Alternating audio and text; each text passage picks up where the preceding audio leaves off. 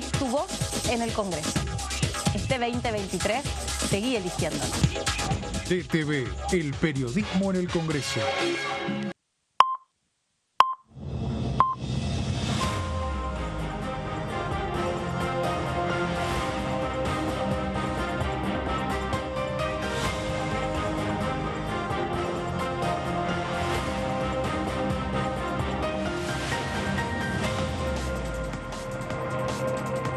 ¿Qué tal? ¿Cómo les va? Bienvenido a la segunda edición de DTV Noticias, Diputados TV Noticias, como le decimos habitualmente aquí adentro por los pasillos, donde tenemos toda la información legislativa con epicentro aquí en la Cámara de Diputados, donde esta semana tuvimos muchas actividades de comisión, se viene otra semana de actividades de comisión y hablan inclusive de una sesión para dentro de 10, 12 días, pero quienes saben más de esto, mucho más que yo, son mis compañeros, como por ejemplo Marcos Giorgetti. ¿Cómo estás? ¿Cómo va, Mauricio? ¿Todo bien? ¿Más que vos? No, estamos ahí. Sí, más que yo, seguro. Parejos todos. Hoy escucho, así que bueno, contame. ¿Qué nos trae? ¿Qué nos trae de esta semana, la que viene? Ha pasado ayer jueves, Comisión de Presupuesto de Hacienda, se ha dado inicio al debate del programa Compre sin IVA. Sí. Que viene a completar el paquete o viene a seguir con el paquete económico. Paquete económico anunciado por Sergio Massa, ya sin posibilidad de hacer actos de gobierno.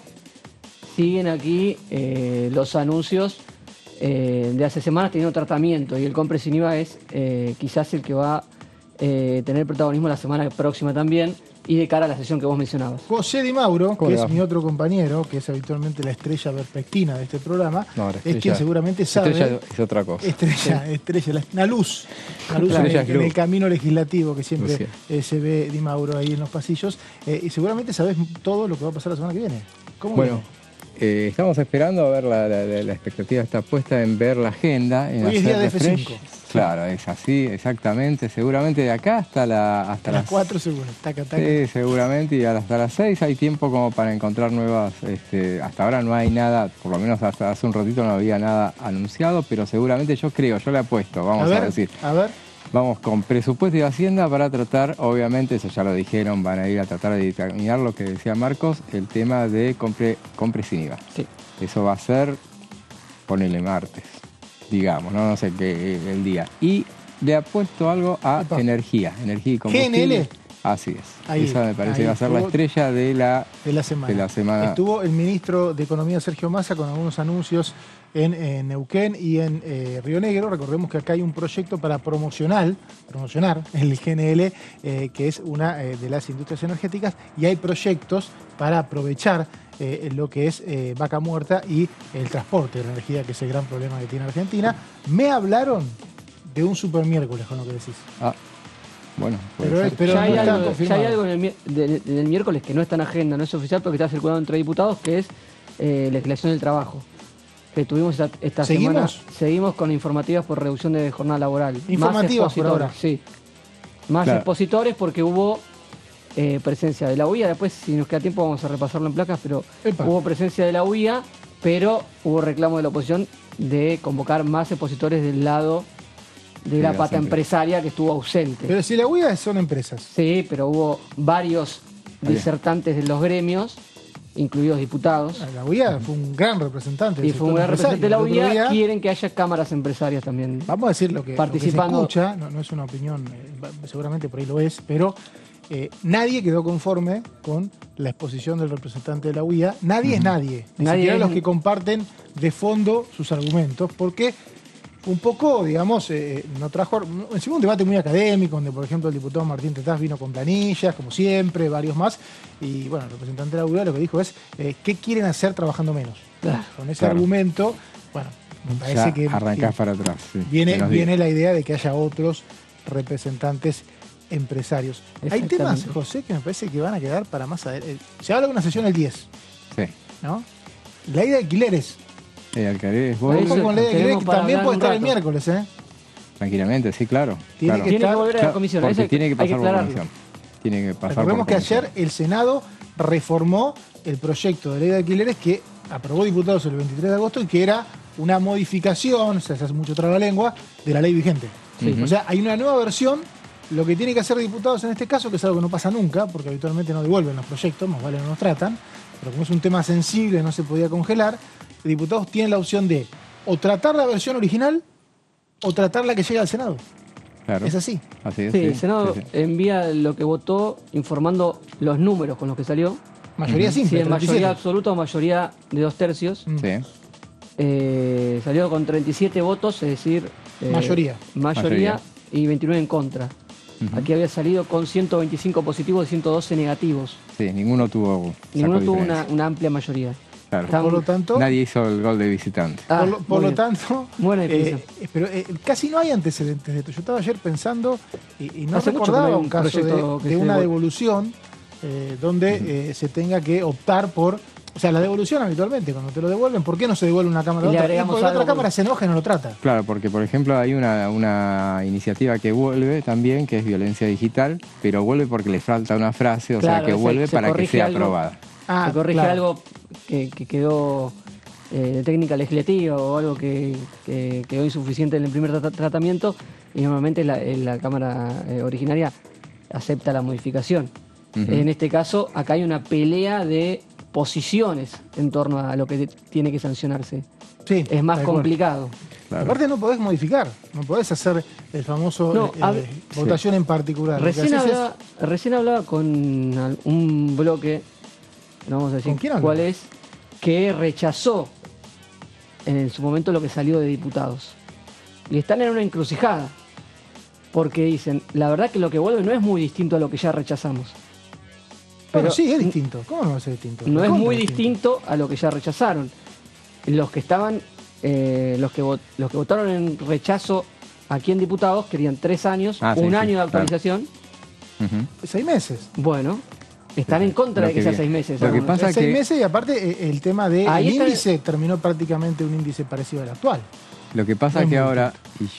Yo hoy hablaba con Melissa Joffre, estábamos acá haciendo numeritos y ella me decía, mirá que los rionegrinos se dieron vuelta. Ahora. Y a la vez pasada le faltaron 17 diputados al oficialismo. O sea que es muy probable que, y tranquilamente con los números que acabas de mencionar, que terminan aprobando lo del Senado. A ver, tenemos, es fácil la cuenta, 118 del oficialismo. Siempre hay que contar 118 porque el presidente, si es necesario, vota. Por eso yo digo, hay un bloque que votó con el oficialismo que no está de acuerdo con lo que el oficialismo votó en el Senado. Bien, yo digo 118. Del otro lado hay que sumar a los... Pero como la opción es una cosa o la otra, no vas a poder proponer nada. Eso es lo que yo les decía. Entonces, aparte si te abstenés, le permitís ganar al que tiene más votos. A los otros que considerás peor aún que lo que viene del Senado. Sí, hay que ver. Si vos sabés que la posición menos mala tiene la mayoría de los votos, te abstenés y le permitís la sanción. Bien. Pero digo, estamos ante la posibilidad de que un sector, los que se dieron vuelta, como decía, que son 2 diputados, más algún otro del interbloque federal, más algún sector de la izquierda, más los monobloques, hay que ver qué hacen los monobloques de gobernadores electos, que ahora están con cierta autonomía, como para no tener autonomía, ganaste una elección provincial. Creo que está abierto esto. Totalmente abierto. Y lo que decía José, los votos que se dieron vuelta son 2 menos para la oposición y 2 más para el oficialismo en este caso. Sí, aparte hubo cuestiones, en esa sesión de alquiler hubo cuestiones muy peculiares, típicas de los años electorales, como por ejemplo que los 2 diputados del Partido Socialista no votaron la ley, pero dieron quórum, lo mismo que 2 diputados del interbloque federal. Esos 4 diputados hicieron un gesto para Juntos por el Cambio, dando quórum, y después no lo hicieron en la votación. Y hay temas electorales, había una elección en Santa Fe que ya no hay, había cuestiones que por ahí ahora no están. Hay que ver si esos 4 también los sumás para el dictamen que viene del Senado. Me parece que está abierto y la decisión que escuchaba ayer es de jugar, ¿no? Ir a todo o nada. Ir al recinto no y dejar, que se define ahí. Exacto, como ocurre habitualmente que los proyectos que vuelven del Senado dicen, mira, ya que me lo mandaste de vuelta, que los proyectos que no son trascendentes no los tratas más. En este caso no se puede, porque la expresión es... Para nosotros que hacemos números es un debate que ha sido entretenido, Alquileres. Igualmente cambiante.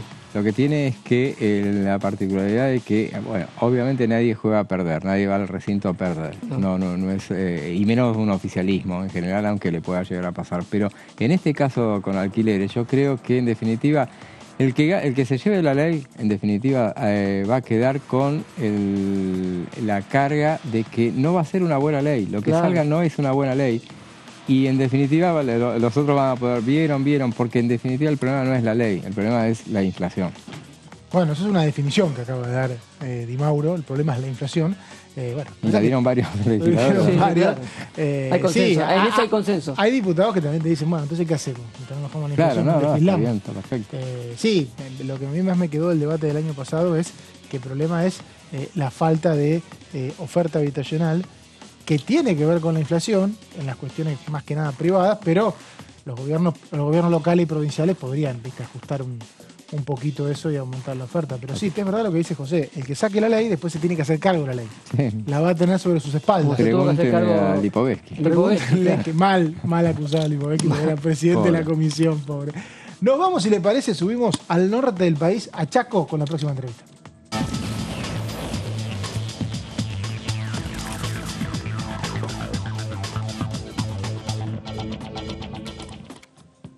Juan Pedrini, diputado del Frente de Todos de Chaco. ¿Cómo le va, Juan Pedrini? ¿Bien? Bien, bueno, te saludo a vos y a toda la mesa. ¿Estás en Chaco ya? De Diputados TV. ¿Estás en Chaco ya? ¿Estás en Chaco ya? Sí. ¿Cuántos grados hace?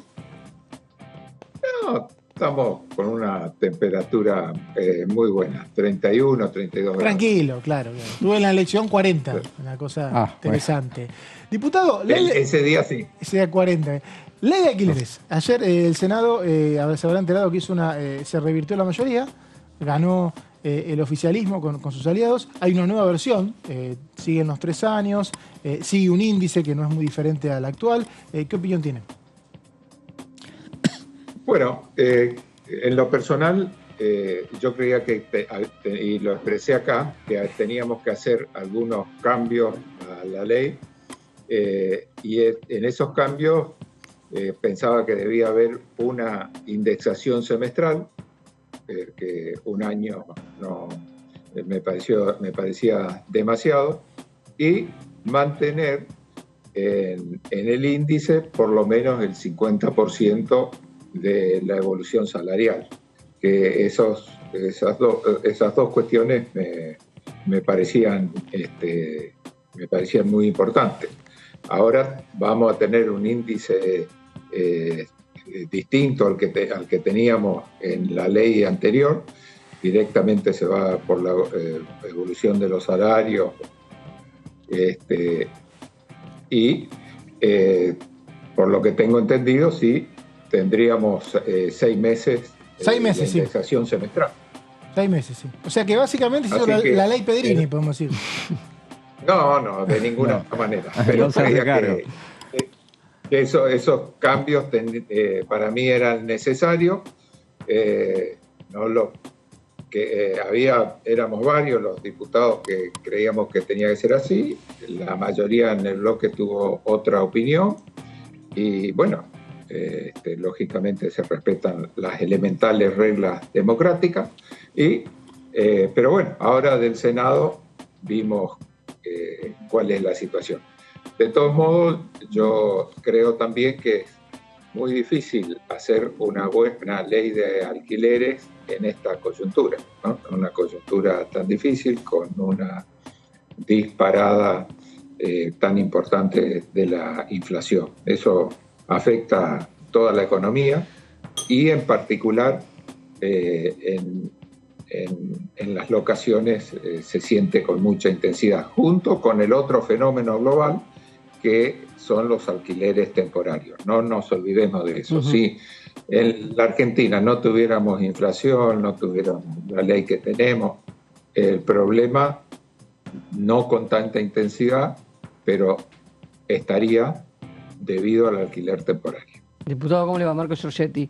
Le voy a robar un argumento que acaba de fundamentar mi compañero José Di Mauro sobre esto que decía usted de que no es una ley que vaya a solucionar algo y es un poco incómodo festejarla, ¿no? ¿Le conviene al oficialismo sancionar una ley de alquiler o es preferible que gane la opción de la oposición? Bueno, no, yo lo que creo es que se avanzó en este sentido, ¿no? Se avanzó en mantener un índice que contemple la variación salarial y creo que va a incentivar la demanda el tener que va a incentivar la oferta, el tener una indexación semestral. También se mantuvo el plazo de 3 años para las locaciones familiares, casa habitación, que creo que es importante. Estos son, creo que son avances, mejoran la situación. Peor es seguir en el lugar en que estábamos. Esto creo que es una mejoría. Ahora tendremos que ver. Creo que a nosotros como oficialistas, la postura que teníamos, al menos en el bloque, era de organizaciones de inquilinos. A los cuales respeto muchísimo, pero que eran de la capital federal, claro. y no del interior del país, donde la situación era otra, ¿no?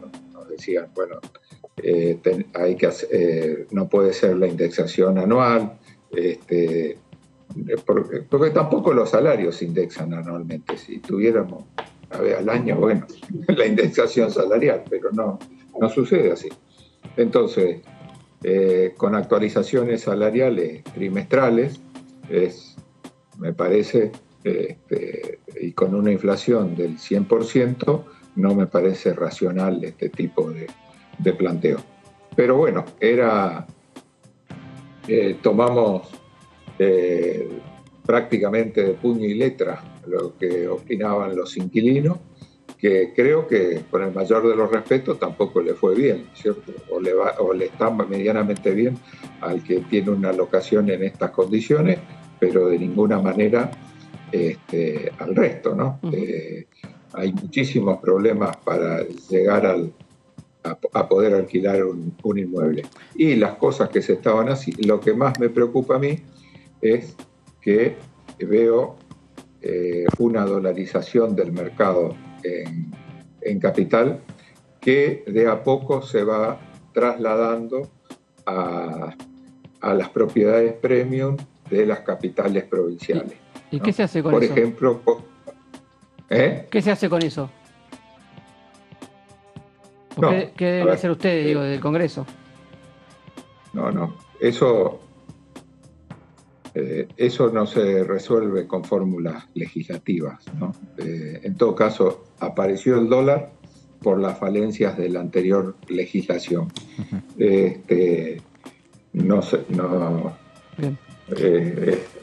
No creo que sea un tema del Congreso prácticamente, ¿no? Sino que ¿qué es lo que pasó? Se puso una indexación de 1 año, entonces empezaron a pactar los alquileres en dólares. A los que alquilan así, la verdad que los tienen sin cuidado que se indexe al año, porque tienen una indexación, diría, mensual, claro. sin ningún tipo de problema. Y no es ilegal hacerlo. Entonces, Está bien. ¿Cómo le va, diputado José Di Mauro? Lo saluda. Usted habló del dólar. Yo no le voy a preguntar por la dolarización, pero sí, teniendo en cuenta que usted... no, pregúntele. No, pero ahora no, en esta no. Después sí, pero... En esta no. Usted integra la Comisión de Mercosur. Y en la Comisión de Mercosur, el año pasado me acuerdo que se inició un debate sobre el tema de una moneda del Mercosur. Una moneda...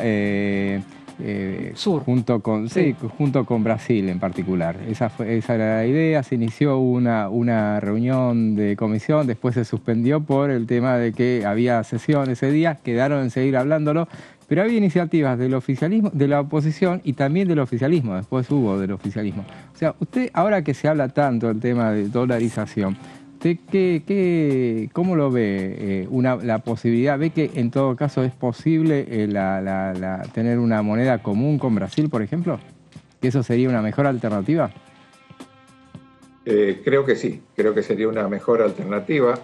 El gran sacudón que tuvo, uno de los grandes sacudones que tuvo la convertibilidad fue justamente cuando Brasil devalúa y quedamos muy descalzados en el tipo de cambio con nuestro principal socio comercial. Enero del 99 fue, ¿no? enero del 99, ¿no fue la devaluación de Brasil? ¿O del 2000? Sí, 99, sí. Sí, ahí se produce una devaluación muy grande en Brasil y quedamos, fue otro golpe para la convertibilidad aparte de lo que ya teníamos. Creo que esa lección también hay que aprenderla, ¿no? Es nuestro principal socio comercial, es una potencia económica. A pesar de que tienen un déficit del 50% mayor al nuestro, tienen una moneda estable y esa estabilidad de la moneda se construye a partir de la acumulación de reservas. Nosotros no pudimos hacer ninguna de las dos cosas, evidentemente. Sí, lo puede hacer Brasil. Ojalá tengamos una unión monetaria con los distintos países de Latinoamérica, de Sudamérica al menos, con un banco central. Creo que esa sería una muy buena posibilidad para la Argentina. Diputado, si es que yo todavía no me resigno a que no podamos tener un banco central al servicio de los argentinos. Todavía no me convencieron de eso. Pero bueno, si la unidad monetaria es con Brasil y con el resto de Latinoamérica, me parece una muy buena decisión. El miércoles, diputado, estuvo en el Senado el canciller Santiago Cafiero y planteó los problemas bilaterales que hay con Paraguay. Ustedes son vecinos de Paraguay, Formosa de por medio, aunque creo que hay una puntita ahí que hace límite con Paraguay, y obviamente están muy al tanto de la relación bilateral. De hecho, uno de los últimos embajadores... Tenemos 80 kilómetros de frontera. Paraguay, en el Chaco, 80 kilómetros, que es el río Paraguay que viene bajando. Y creo que la sigue confluencia siendo, con el Bermejo. Claro, sigue siendo embajador Pepo, que era gobernador. Sí, Oscar Pepo, nuestro ex gobernador, es el actual embajador. ¿Y cómo mucho se vive? Trabajo para finalizar. Sí, la verdad que lo mandaron ahí. ¿Y cómo aprovechando que usted tiene relación con quien fue el gobernador, cómo se vive el conflicto bilateral y cuánto afecta a las provincias de la zona? Porque el otro día veía formoseños como Mayán decir, a nosotros nos afecta, nos preocupa que estemos mal. ¿Cómo lo viven ahí? No, se vive yo te diría una gran tristeza, porque la comunicación es muy fluida con el pueblo paraguayo, ¿no? Es un problema más de las élites, de los gobernantes. Acá la relación sigue siendo excelente. Es más, en La Leonesa, que es un pueblo limítrofe con Paraguay, nosotros, el gobierno del Chaco en su momento instaló el Hospital de la Hermandad Argentina Paraguaya. La mayoría de quienes atienden ahí son paraguayos, esa es la verdad. Muchos de sus hijos tienen doble nacionalidad porque vienen a nacer acá, después los inscriben aquí y allá, y es una integración de hecho y de hace muchísimos años que se viene dando. Se lo toma te diría que con absoluta normalidad, lo mismo que el pase de personas que viven de un lugar u otro de la frontera. Los problemas que estamos teniendo tanto con Yacyretá como con el gas actualmente, bueno, esperemos que se solucionen lo más rápido posible, ¿no? Y creo que estos conflictos son accesorios del principal, que es la negativa a pagar el peaje en la hidrovía, ¿no es cierto? Uh-huh. Ese es podríamos decir, uno de los principales problemas que hoy tenemos con ello. La mayoría de los armadores paraguayos son argentinos, son capitales argentinos que se radicaron allá, que constituyeron una sociedad, que pagan 10% de ganancia contra el 15% acá, que tienen combustible más barato y que tienen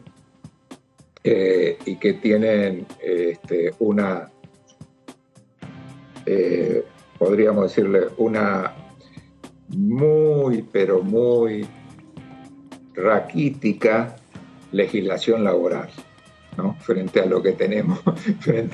Diplomático, entonces, el costo laboral más, imagínese el 35 contra el 10 de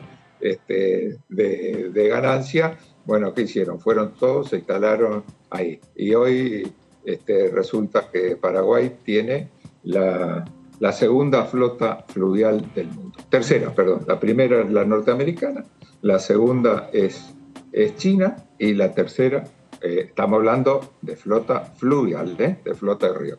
Ya. Ahí están capitales brasileños, capitales argentinos y capitales uruguayos. Y hablando de ganancias, que ayer se aprobó la ley, salió finalmente la ley, ¿qué opinión le merece esa aprobación? Si tiene que quedar ahí, tiene que haber una reforma tributaria general aparte. ¿Cómo lo ve? Bueno, creo que tuvimos, en el Congreso están discutiendo dos cuestiones en favor de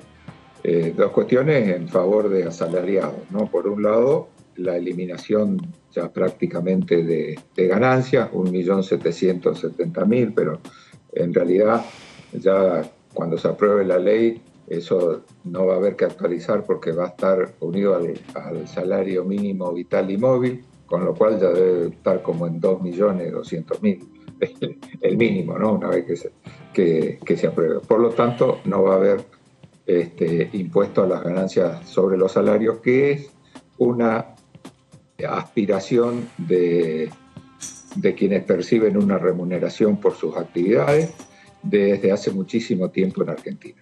Muchos la prometieron, bueno, hoy no se pudo cumplir, hoy es una realidad. Lo mismo que la devolución del IVA en los artículos de la canasta básica para determinados sectores de la población. También estoy de acuerdo, me parece que es una buena decisión plantearse la devolución y no la eliminación del IVA sobre los alimentos, ¿no? Porque, bueno, vamos a ver cómo reacciona ahora la economía o la recaudación tributaria concretamente. Nosotros decimos, ¿qué pasa con las provincias con el impuesto a las ganancias? Ahí nosotros, si lo tomamos, la eliminación del impuesto a las ganancias, lo que dejaría recibir el Chaco, en los 2 últimos meses estaríamos entre 10 y 12.000 millones. Bien. Ahora, ¿qué se dice en la teoría? Bueno, no. Ese dinero va a ir en su gran mayoría a consumo y van a pagar el IVA, van a pagar cosas que también es coparticipable. Por lo tanto, vamos a ver qué pasa realmente con este impuesto. ¿Cuánto más? Y ahí se empieza a discutir si vamos para preservar los ingresos de las provincias, se empieza a discutir si el impuesto al cheque se va a coparticipar en un 30 o un 50%. ¿No va el dinero al ANSES ahí? ¿No sería un problema eso, diputado? Porque esa tiene asignación específica de ANSES, el impuesto al cheque. Sí, bueno, es así.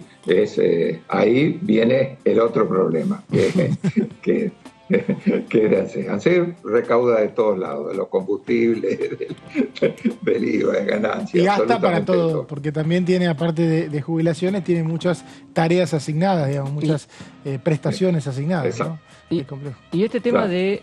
Y después nos queda... Y después que eso hay que resolverlo. Bueno, y después creo que hay algo positivo también en tener esta devolución del IVA, que es que conlleva a una mayor formalidad económica, a una mayor, es más el dinero que al pasar por medios electrónicos se va blanqueando. Y eso va a llevar también a un blanqueo de trabajadoras y trabajadores. Hay un sector de la oposición que lo planteó ayer en la Comisión de Presupuesto de Hacienda y hay un sector del oficialismo que acompañó ese planteo de un diputado de la oposición, de Alejandro Cacase, que es que también el compre sin IVA puede incluir a los informales. Y ahí estaríamos sacando ese incentivo para registrar, si además también incluye a los informales. ¿Qué le parece? ¿Que se puede incluir a los informales? Sí, sería con el altísimo grado de informalidad que tenemos, sería una forma de que se vayan acercando a la formalidad. Uh-huh. Ojalá que lo pudiéramos hacer. Yo creo que son todas medidas que ayudan y que van en ese sentido. Y en pos de recuperar lo que se deja de percibir o que el Estado deja de recaudar, ¿suscribió el proyecto del diputado Casareto para gravar a las grandes empresas con un 15% en ganancias? Sí. Puso su firma. ¿Y qué le parece que puede pasar con ese proyecto? Bueno, hay organismos internacionales que lo están proponiendo, que es lo que dicen que se tendría que lo que se tendría que hacer, y yo creo que lo suscribí porque me parece bien y porque creo que tiene posibilidades ciertas de que sea una realidad alrededor de la alianza que se conformó tanto para alquileres como para eliminar ganancias. Usted suma ahí a la izquierda, por ejemplo. Suma ahí a la izquierda, que puede aportar votos, y otros bloques provinciales. Sí. Los bloques provinciales, la izquierda y nosotros. Creo que esta ley creo que va a salir. Casareto es un gran aliado de Massa.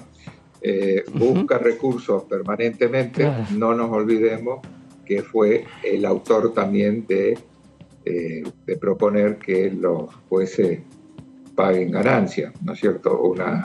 La verdad que es una alteración de la equidad tributaria en Argentina gravísima, esa de que haya una sola clase de funcionarios que no paguen ganancias. Bueno, pero bueno, es como está. ¿Y no lo reactivan ese proyecto? ¿Y ese proyecto para jueces no lo reactivan en este contexto? Bueno, fue votado y no alcanzamos con los votos necesarios. Ahora hay que dejar pasar un año por lo menos para insistir con la sanción. Y usted, estamos hablando de impuestos, y usted es integrante de la Comisión de Análisis y Seguimiento de Normas Tributarias, que justamente realizó en las últimas semanas 2 reuniones para analizar cambios en una eventual reforma tributaria. Anduvieron por ahí. ¿Qué elementos interesantes pudieron sacar de esas reuniones? Bueno, hay en esa una de las mayores cuestiones es hay ideas, lógicamente, muchísimas, ¿no? Desde la baja impositiva para lograr una mayor formalización y demás. Se escuchó de todo. A mí me quedó el contador de los Santos, que plantea el peso argentino digital, donde para lograr una simplificación, caída de los impuestos y demás, plantear la digitalización de la moneda. Con eso desaparecería la evasión, porque quedaría absolutamente todo registrado. Es un proceso al que hay que llegar en poco tiempo. Eso tendría como ventajas, al incorporarse toda la economía, porque no habría otra forma, a la moneda digital, no hay manera de evadir y no hay manera de tener dinero en negro. Eso evitaría hasta cualquier ajuste. El crecimiento de la recaudación se calcula entre un 20 y un 30%. Olvidémonos de los ajustes, olvidémonos de distintas cuestiones. ¿Desaparecería el físico, el dinero físico, el billete? Sí. Hacerlo desaparecer directamente crear una nueva moneda, una moneda digital, con lo cual se tienen que hacer las transacciones bancarias o a través de entidades financieras. Y bueno, eso va a haber un número determinado de monedas para cada uno. No hay forma de emitir de más, no hay forma de tener dinero en negro, de pagar el negro, porque ¿qué va a hacer la gente? Le tienen que cargar en su cuenta el dinero, no se le puede dar dinero físico si esto es. Esto se intentó en una región de la India y los resultados no fueron buenos. No fueron buenos, produjo una altísima pero con una tasa de informalidad mayor a la de acá. También le voy contando lo que pasó. Bueno, pero acá estamos muy altos en la informalidad. Estamos, según la oposición, hay más trabajadores informales que formales. Exacto. Bueno, es discutible. Discutible. Diputado, otro tema, hablando ya que, como dice Di Mauro, sin meternos en la dolarización, pero escuché en alguna oportunidad, creo que fue al gobernador Jorge Capitani, que es contador y le gustan también estas cosas, sí hablar de algo que se habla en todos los espacios políticos, que es la posibilidad de que las transferencias puedan ser en diferentes monedas, ¿no? Acá es como que hay una restricción y ¿usted coincide con eso? ¿Podríamos estar entre una, digamos, no dolarización, no eliminar el peso, pero sí liberalizar, ya sea con otros instrumentos, pueden ser monedas de otros países, como para que no haya tanta presión a tener una reserva de valor por fuera del sistema? ¿Está de acuerdo usted? Sí, así como el sistema sería otra versión del sistema bimonetario. Claro.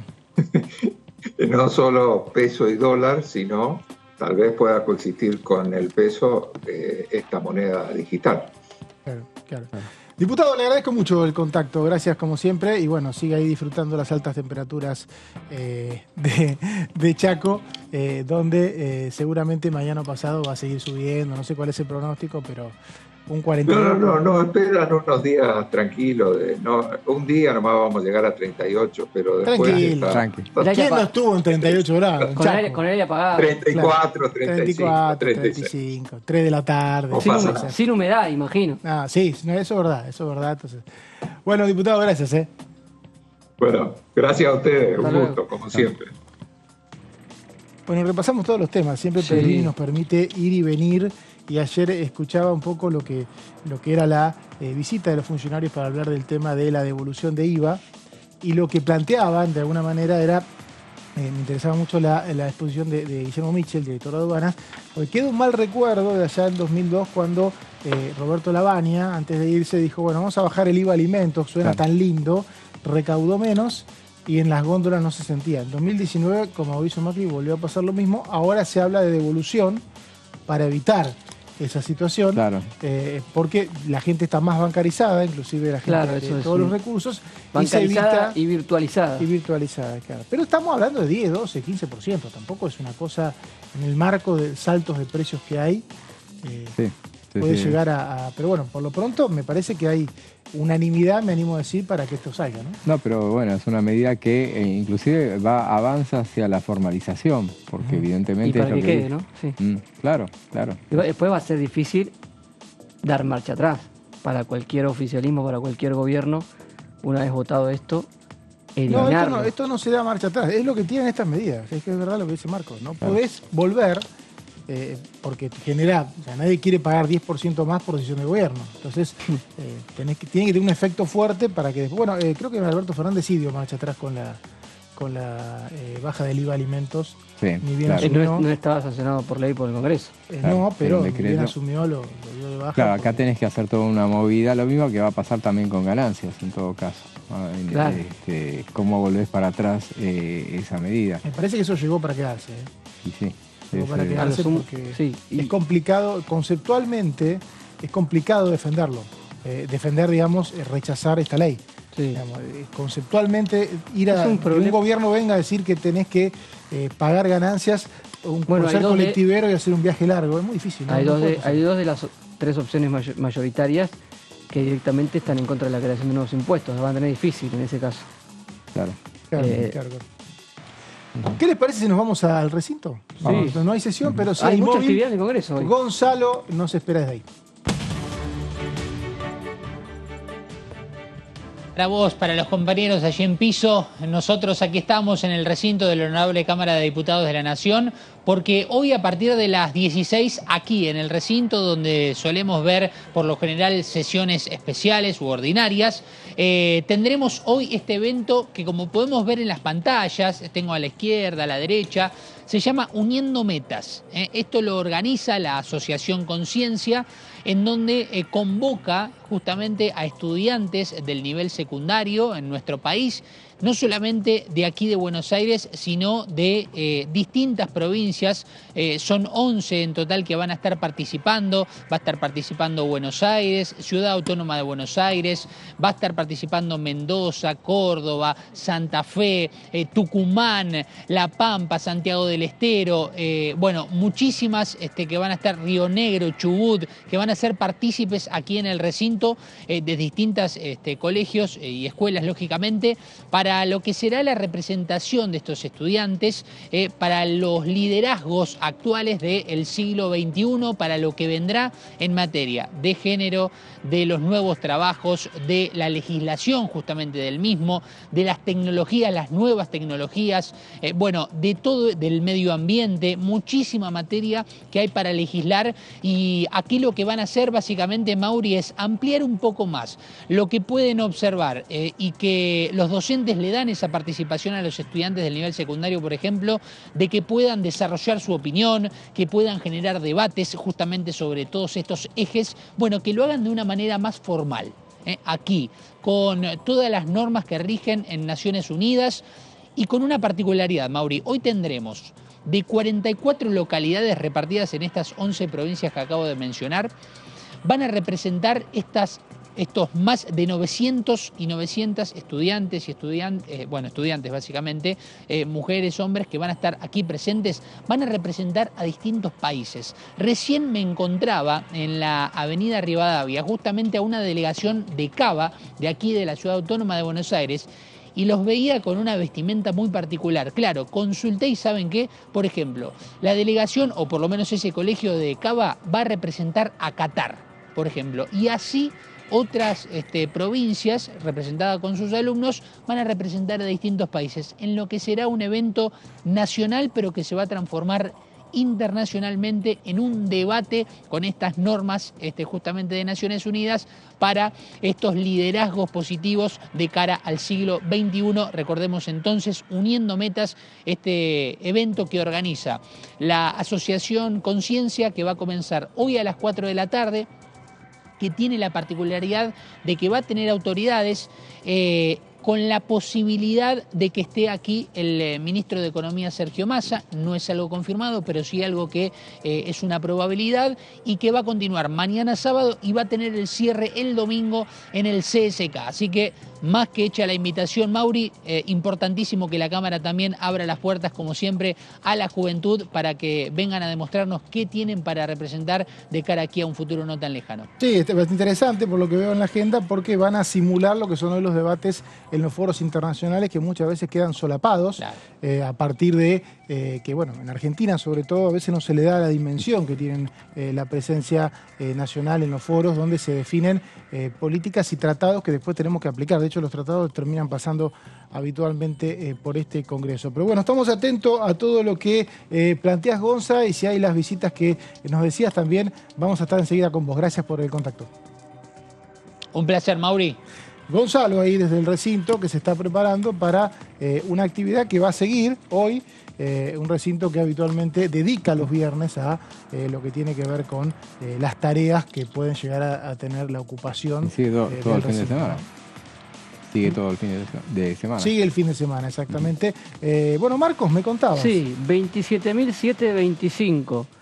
La ley que votó ayer mismo el Senado de las modificaciones al impuesto a las ganancias ya está firmada por el Poder Ejecutivo, así lo anunció Sergio Massa, que después de ese acto administrativo se moviliza al Congreso y va a estar en la explanada porque la CGT se ha movilizado a la Plaza Congreso a un acto para celebrar esta sanción de ayer del Senado y en este caso ya con la ley confirmada. Con la ley confirmada, la ley que fue sancionada ayer, que seguramente se va a reglamentar pronto y como bien dice Marcos, me parece que llegó para quedarse porque plantea una indexación con salarios mínimos, más que tiene que ver con ganancias, 15 salarios mínimos y de esta manera ningún presidente se va a poder hacer el distraído y recaudar con trabajadores que si bien ganan mucho en algunos casos, para lo que es la media salarial, lo hacen ocupando todo su tiempo, ¿no? Acá el punto es conceptual, decir, bueno, el salario no es ganancia, y no, porque vos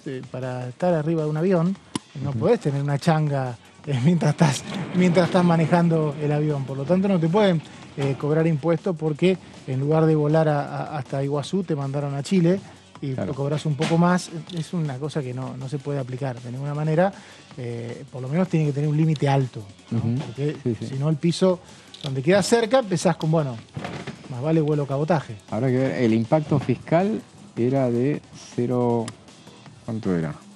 Bueno, un impacto fiscal lo mismo, era 0,3 más o menos, pero había 0,24 el año que viene, pero 0,67 a partir de lo que es las provincias, ¿no? Lo que van a perder las provincias. Hay métodos de compensación, pero también es esto que vienen diciendo los funcionarios y los empleados, en lugar de gastar, lo que hacen es pagar impuestos, termina siendo una rueda que no tiene mucho sentido, ¿no? O sea, por lo tanto, bueno, pero Marcos tiene más. Tenemos, sí, para hablar de algo que adelantamos, que es el tema de reducción de jornada laboral, que se debatió esta semana de manera informativa en la Comisión de Legislación del Trabajo. Hay varios proyectos y se comenzó a discutir, ¿no? Esta legislación. Recordar que actualmente la jornada laboral es de 48 horas semanales y está vigente desde 1929. Algo discutido por varios legisladores es este tema de la cantidad de tiempo que lleva establecida esta jornada laboral, sin discusión por parte del Congreso. Bueno, comenzó finalmente un tema con el que se amagó varias veces durante el año y tuvo su concreción esta semana. Vamos a ver qué tuvieron, cuáles son los proyectos que hay dando vueltas, que han sido presentados y que tiene estado parlamentario. Hay uno de Eduardo Valdés, diputado del Frente de Todos. La jornada no podrá exceder las 6 horas diarias o las 30 semanales. Esto es una baja importante de la jornada, de 48 a las 30 semanales es un golpe fuerte a los que están en contra de la reducción. Sergio Palazzo, diputado y diputado sindical de la bancaria, que también lo presentó con Claudio Machea, también diputado del Frente de Todos, ambos dos. La jornada no podrá exceder las 8 horas diarias, en tanto la jornada no supere los 4 días de trabajo. Aquí sacamos un día de la semana de trabajo, manteniendo... Es el más radicalizado, el de Valdés. Sí, es el que va más a fondo, ¿no? La izquierda también está parecido. Sí, vamos a ver Y el de Yaqui es el más conservador. El de Yaqui es el más conservador y va un poco a Me dijeron que es el que quiere la ministra. Bueno, la ministra... Me dijeron. No dio preferencias, pero con lo que dijo... Dijo que le gustaban de 40 horas. Que es, vayamos de manera escalonada, dio a entender que va por el que empiece con la menor reducción posible, ¿no? De todos los que hay. Mónica Litza, diputada del Frente de Todos, a la Frente Renovador. La jornada no podrá exceder las 6 horas diarias o las 36 semanales. Estos tres tienen una impronta de reducción importante de la jornada laboral. Van un poco desafiando la postura del gobierno expresada por la ministra Raquel Kelly Olmos. Esto que decíamos de avancemos, estamos a favor de este debate, pero hagámoslo de manera escalonada para no generar un desorden. Seguimos con las siguientes placas.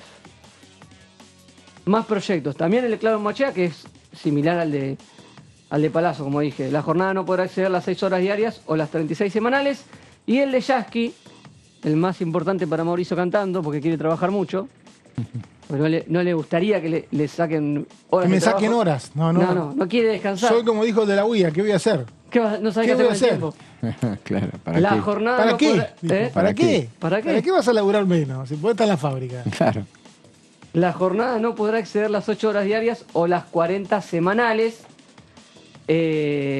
No cambiaría la vida de una gran parte de trabajadores, no por bajarle el precio al proyecto, pero me parece que lo que plantea Yasky es un primer paso de que las empresas que tienen una jornada de sábado o la eliminen o eliminen menos, pero que nadie labure 6 días, 8 horas. Exactamente, y esa sería la manera escalonada de hacerlo. Después hay que ver algo que sobrevoló también el debate, que es el tema de cada convenio colectivo. Que hay una línea que dice... Lo pidió la ministra también. Que hay sectores que ya tienen avanzada la reducción de jornada laboral por las características de cada uno de los trabajos en cada una de las ramas y sectores. Eso sigue estando y va a prevalecer, digamos, a lo que se decide en la comisión. Seguimos con las placas. Vamos hacia otros bloques, porque hasta ahora vimos todo frente de todos. 36. Exactamente. Proyectos de socialismo, Enrique Esteves, diputado por la provincia de Santa Fe. El socialismo santafesino. La jornada de trabajo no podrá exceder las 36 horas semanales, pide el socialismo. Y la izquierda, con Nicolás del Caño, se da la mano con Eduardo Valdés, en este caso. Los más radicalizados. Los dos más radicalizados en esta cuestión. La jornada no podrá exceder las 6 horas diarias o las 30 semanales. Estamos hablando de 5 días de 6 horas, ¿no? Claro. Si no hago mal las cuentas, si no me fallan las tablas del secundario, de la primaria, va. Bueno, Palazzo planteaba los 5 días, pero te baja a 6 el máximo diario. Palazzo planteaba la posibilidad, como decía, de que se pueda hacer 4 días. Con 8 horas. Claro. Con 8 horas. Eso es una posibilidad que, inclusive hablando con trabajadores y otros lugares, en este Congreso pasa también que a veces te toca un día a la semana a los empleados. Nosotros somos empleados del Congreso, pero hay empleados que tienen un día de sesión, 12, 14 horas, 16 horas, y no sé si la legislación permite, habitualmente no está preparada la legislación para decir que un día no vayas. Y hoy con la tecnología es medio que hasta te diría que debería salir natural. Todos tenemos momentos de trabajo. Nuestro trabajo es posible, ¿no? Pero además ha avanzado en otros trabajos que eran fuertemente presenciales, que ya se ha avanzado en días de trabajo. Es la parte que no me gustó del debate el otro día. Como que se hablaba de una cuestión laboral muy fabril, muy siglo XX, donde de hecho salió una representante de los trabajadores de España donde planteó eso. Dijo, pero ustedes tienen que legislar sobre la desconexión digital, que creo que ya está legislado, pero bueno, si las menos horas en la empresa derivan en una conexión digital y un diálogo con los jefes en la casa, termina siendo igual o peor. Entonces, me parece que estamos ante un debate interesante, pero que para mí, esto es una opinión personal, debería actualizarse, ¿no? Sí, en España, por ejemplo, se redujo ahora a 40 horas. Sí. Acá, y que se distribuyen entre los 5 días de la semana, o sea, 8 horas durante los 5 días, y se prevé llegar a 32 horas en España. Sí. Esa es la idea. El primer paso sería en 2024, que va a llegar a 37 horas y media. O sea, así va a ser la reducción. Yo tenía acá algunos datos en Colombia, por ejemplo, que en la región Colombia, Ecuador, dijeron en la reunión, Chile, Colombia, Brasil. Ecuador, Chile, Brasil no sabía, Brasil sí también, bueno. Sí. Lo de Colombia yo tenía que en 2023 se habían reducido a un máximo de 47 horas. Y se prevé bajar 46 en 2024, o sea, van moderados. A 44 en 2025 y 42 en 2026. Y el Chile, modelo Olmos, que es el gradualismo. Así es. Sí, Brasil está en 44 junto con Venezuela, Chile y Ecuador en 40. Pero siempre hablamos de horas hombre. Chile lo sancionó hace muy poquito, el 14 de abril de este año. Con impulso del presidente Boric. Tenían en 45 y bajaron a 40, ni siquiera estaban en 48. Claro. O sea, Argentina queda en 48 desde 1929, como señalaron mucho en la comisión, atrasados casi a punto de cumplir 100 años con una legislación, con la jornada 94. laboral sin tocarla. Sí, en Islandia, que es otro mundo, obviamente, ahí hicieron 2 ensayos realizados entre 2015 y 2019 y comprobaron que llevar a 35 y 36 horas semanales sin reducción de sueldo mantuvo y mejoró la productividad. Ese es el debate y me quedo con algo que dijo un sindicalista, no me acuerdo cuál era, que dijo, ojo con medir el personal como único factor de productividad. En una etapa de disrupción tecnológica se evalúa la baja de productividad de un periodo en función de los empleados. Eso es peligroso, ¿no? Es un factor de productividad. Esto va a seguir el miércoles y nosotros también, después de una pausa, enseguida volvemos con más.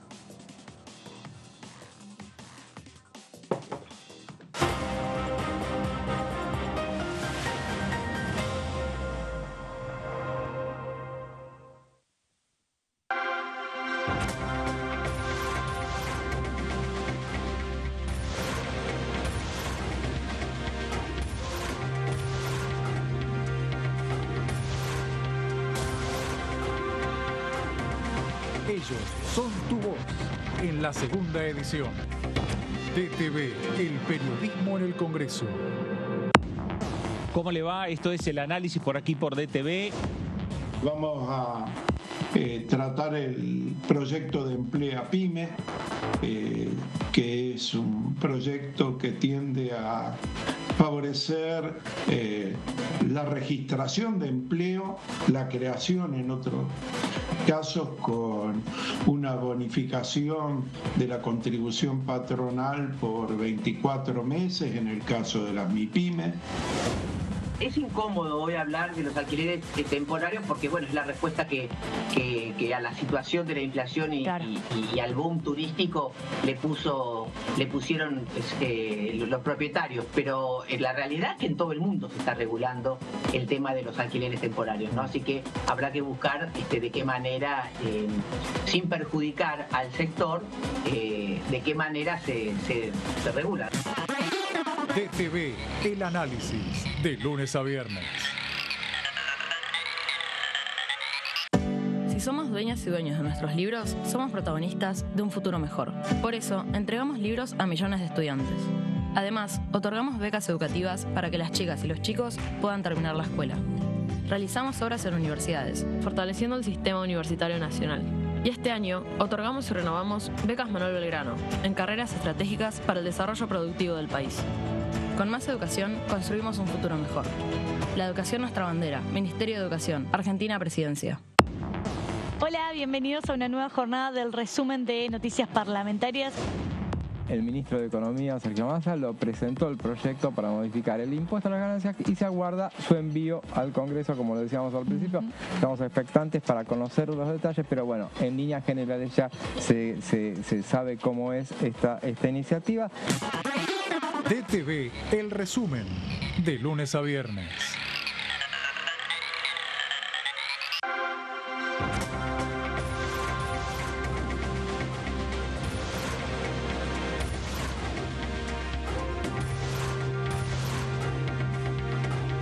Ellos son tu voz en la tercera edición.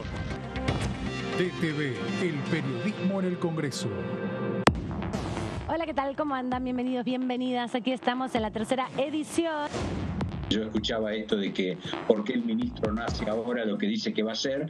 Bueno, ahora está haciéndolo ahora. Uno debería poder debatir o decir si no está de acuerdo con esto. Claro. Pero entonces se tendrán que aplicar los acuerdos y los desacuerdos que haya respecto de esta cuestión de tratar de prácticamente eliminar el impuesto a la ganancia en la inmensa mayoría quienes hoy lo están tributando, que por lo cual se ha venido pregonando permanentemente que esto se haga en algún momento. Tenemos un compromiso con el fondo, tenemos que hacer una reducción del déficit y el gasto tributario. Bueno, estos son todos los ítems, porque no es que estaba solamente tierra del juego, estaban un montón de otros regímenes y programas. Y lo que nos planteó es, si queremos hacer los deberes del fondo, tenemos que discutir eso. Nadie lo quiso discutir porque nadie quiere, digamos, que se les reduzcan los ingresos o se les reduzcan los subsidios o se reduzcan los programas de fomento. DTV, tercera edición, de lunes a viernes. Este es el gasoducto presidente Néstor Kirchner. Una obra de escala mundial realizada en tiempo récord, que unirá la energía de Vaca Muerta con todo el país. Innovaciones, tecnología, cientos de kilómetros de acero y miles de trabajadoras y trabajadores. Esta megaestructura alimentará la llama del país, con desarrollo, con federalismo, con soberanía y orgullo. Gasoducto Presidente Néstor Kirchner. Mueve energía, mueve al país.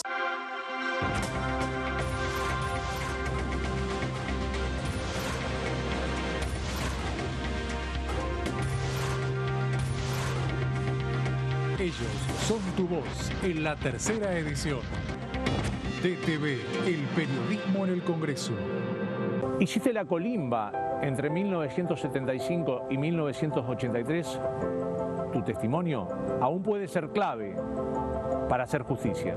Lo que hayas visto y oído en dictadura es un aporte fundamental para llegar a la verdad. Para más información, entra a argentina.gov.ar/fuicolimba.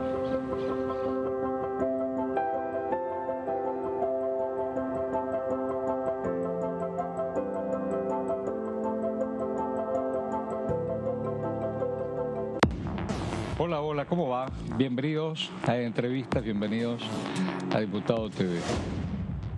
No, mamá y papá eran peronistas los dos. Ah, bueno, ninguno de los dos militaba. Te vacunaron, ahí sí te vacunaron. Ninguno de los dos militaba, nunca estuvieron en política, yo soy el primero de la generación. Pero extrañaban a Perón. No, mi mamá era apasionada de Eva, la razón de mi vida era el libro que más cuidaba mamá. Yo digo, es cierto que normalmente relativizan, menoscaban lo que es la Argentina, la gente de mucho poder adquisitivo que se ha ido afuera. Ahora, los que han ido a remar afuera, todos tienen claro lo que significa la Argentina. DTV Entrevistas, viernes 23 horas.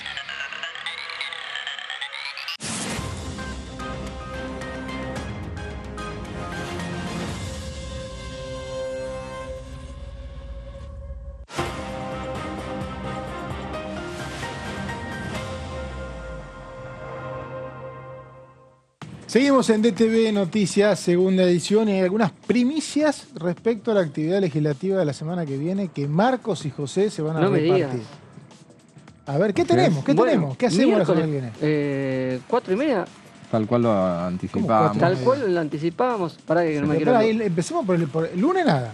Lunes nada. Martes a las 11 de la mañana, lo cual es extraño, porque siempre habían establecido que juicio político, que es lo que estamos hablando, era martes a las 13 o jueves a las 11. Esa era la idea. Ahora alteraron.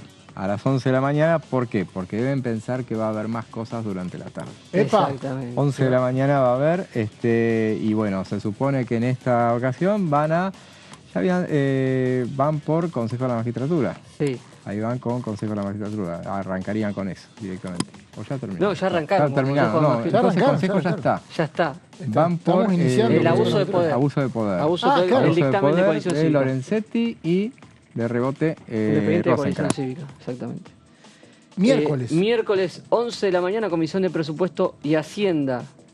Programa Compre sin IVA. Se entiende que van a ir por el dictamen, por la firma de dictamen. Porque apenas 13:30 ya hay otra comisión también, que es Comisión de Educación, siguiendo el tema financiamiento educativo. ¿Esto es el? Miércoles 13:30. Más miércoles, más todavía miércoles. Hay un super miércoles, se llegó el super miércoles. Todavía super miércoles. Pero ¿cuántas comisiones querés que haya? Falta para super miércoles. Ponele 3. Claro. 3 tiene que haber. Pero ya te ponen a las 11, a las 13:30 y bueno, ya hay lugar para que hagan algo más. No, 11, 13:30 va a haber alguna. A la tarde ya está circulando el tema de reducción de la jornada laboral que va a continuar. ¿Es super martes con 3 comisiones? Pero todavía no está publicado. 3 comisiones y bueno, dale. Sí. Dale. Sí. Bueno, yo no quería, ustedes no me bancaron, sobre todo José, que yo quería que siguiera la virtualidad para evitar esta superposición, ¿no? Y que pudiera haber una comisión, por ejemplo, ahora, un viernes o un lunes, volvimos a la aglomeración de actividad que después se pierde. Hay una comisión que está buenísima, superpuesta con otra. Pero todo lo puedes ver en diferido después también. Sí, pero viste, la vida empieza a tener otras demandas. Bueno. En cambio, si fuera un continuado, en aquella época, bueno, esto no se pudo y habitualmente los martes y miércoles son los días de comisión. Así que tenemos martes juicio político, miércoles presupuesto con presión IVA y educación con el tema del financiamiento educativo. Va a ser informativa. Más el tema de legislación laboral que plantea Marcos para la tarde. ¿Va a ser informativa? Educación va a ser informativa porque ya están anunciados que van a ser invitados especialistas para seguir sobre el tema. Se habla de un tema para noviembre, la cuestión de un dictamen y un debate, digamos, que después de las elecciones. Antes de las elecciones, IVA y alquileres. Entre generales y balotaje, que supuestamente había balotaje. El posible balotaje, ahí tendríamos este tema. Pero quien tiene otro tema, seguramente con muy buenas placas que siempre le preparan, es nuestra compañera misionera Luciana. ¿Cómo estás? ¿Cómo va, Mauri? Bueno, saludarlos, Marcos. Hola. Y José, también mi compañero de todos los días. Me lo robaron a José hoy, se los presto por unas horas. Pero lo vas a tener de vuelta, después te lo devolvemos. Perfecto. Y sin cargo. Por eso se los presto, con devolución. Bueno, vamos a hablar del segmento de mis proyectos sobre un proyecto presentado por el diputado Carlos Selva, representante del Frente de Todos, que tiene que ver con el tema de trazabilidad de la pesca. Es un proyecto que incluso ya se ha tratado en comisión varias veces. Incluso José también en el resumen ha tratado este proyecto respecto a la trazabilidad de la pesca. Así que hacemos un repaso rapidito a ver en qué consiste este proyecto que ya varias veces se estuvo charlando incluso en comisión. Entonces, lo que establece por el diputado Carlos Selva, como decíamos, la creación de un sistema unificado de trazabilidad de la pesca. Tenemos otra placa más, dice, crea el sistema de trazabilidad de la pesca a fin de garantizar las condiciones de competencia leal en el comercio de los productos de la pesca, tanto para el mercado interno como para el externo. Y, por ejemplo, en el... tiene dictamen este proyecto, ¿no? ¿Cómo? Tiene dictamen este proyecto, ¿no? Sí, no, entendido, sí. Sí, incluso ya fue tratado en comisión, sin mal no recuerdo, 3 veces fue tratado en comisión hasta que obtuvo el dictamen correspondiente, José, Se había caído el año pasado, se había perdido estado parlamentario y lo retomaron. Así que hablan de llevarlo al recinto, se especula inclusive en la próxima reunión. ¿El 10? O sea, hay mucho dictamen para elegir un posible temario, ¿no? Para el 10. Y sí, antes de que varios de ellos se vayan cayendo, inclusive, porque hay varios que ya tienen dictamen desde el año pasado, ni hablar los que tienen dictamen a partir de este año. Y bueno, tenemos una placa más que dice, ¿qué busca? Bueno, el objetivo de este proyecto, a ver qué busca. Busca garantizar la legalidad y la sanidad de los productos pesqueros, fijando estándares para su identificación y trazabilidad, generando un compromiso entre todos los representantes de la cadena, tanto del sector público como también del sector privado. Y respecto al ámbito de aplicación que establece, por ejemplo, el artículo 2, dice que la presente norma será de aplicación en toda la cadena de comercialización de la pesquería, en todo el territorio nacional, desde la producción primaria hasta su transformación, distribución y venta, sea para el consumo interno como para exportación. También es uno de los puntos que nombra el artículo 2 de este proyecto, que tiene bastante articulados, es un poco extenso. Está bueno para las personas que estén interesadas y lo quieran ver y lo quieran leer en profundidad, lo pueden encontrar en la página de la Cámara de Diputados, ahí se pueden descargar los proyectos de ley. Tenemos otra placa más, acá está, permite encontrar el origen de cualquier problema de seguridad alimentaria. La trazabilidad permite detectar tanto para adelante como para atrás las deficiencias que puede tener un producto, tanto de la falsedad de comercialización como también sobre el origen. Entonces, como vemos, puede ir para atrás como para adelante para detectar esas, podríamos decir, las distintas fallas o deficiencias, es la palabra que utiliza el proyecto, en toda la cadena de comercialización que tenga que ver específicamente con el tema de la trazabilidad de la pesca. Tenemos una placa más, dice, palabras textuales del autor del proyecto, dice, es la segunda vez que presento este proyecto, ha tenido mucho trabajo de asesores, es uno de los debates con más profundidad. Estamos como, ahí hay cositas para corregir en la placa, pero no sé si tenemos una placa más o esta es la última, a ver si me chequean, esta es la última, perfecto, me avisan que es la última. Entonces, como vemos, el tema de la trazabilidad de la pesca es un tema que ya incluso se trató en comisión, como José nos dijo, es un tema que ya tiene dictamen de comisión, así que seguramente veremos si para la próxima sesión especial se vuelve a meter o no en el temario, y seguramente que estaremos explicándolo y analizándolo en profundidad, si así llega a ser. Gracias, Luciana, completísimo como siempre. Si les parece, nos vamos a ir a escuchar a Laura Yadjian, que es una investigadora del CONICET que habló en la última edición del programa de Ecoagenda.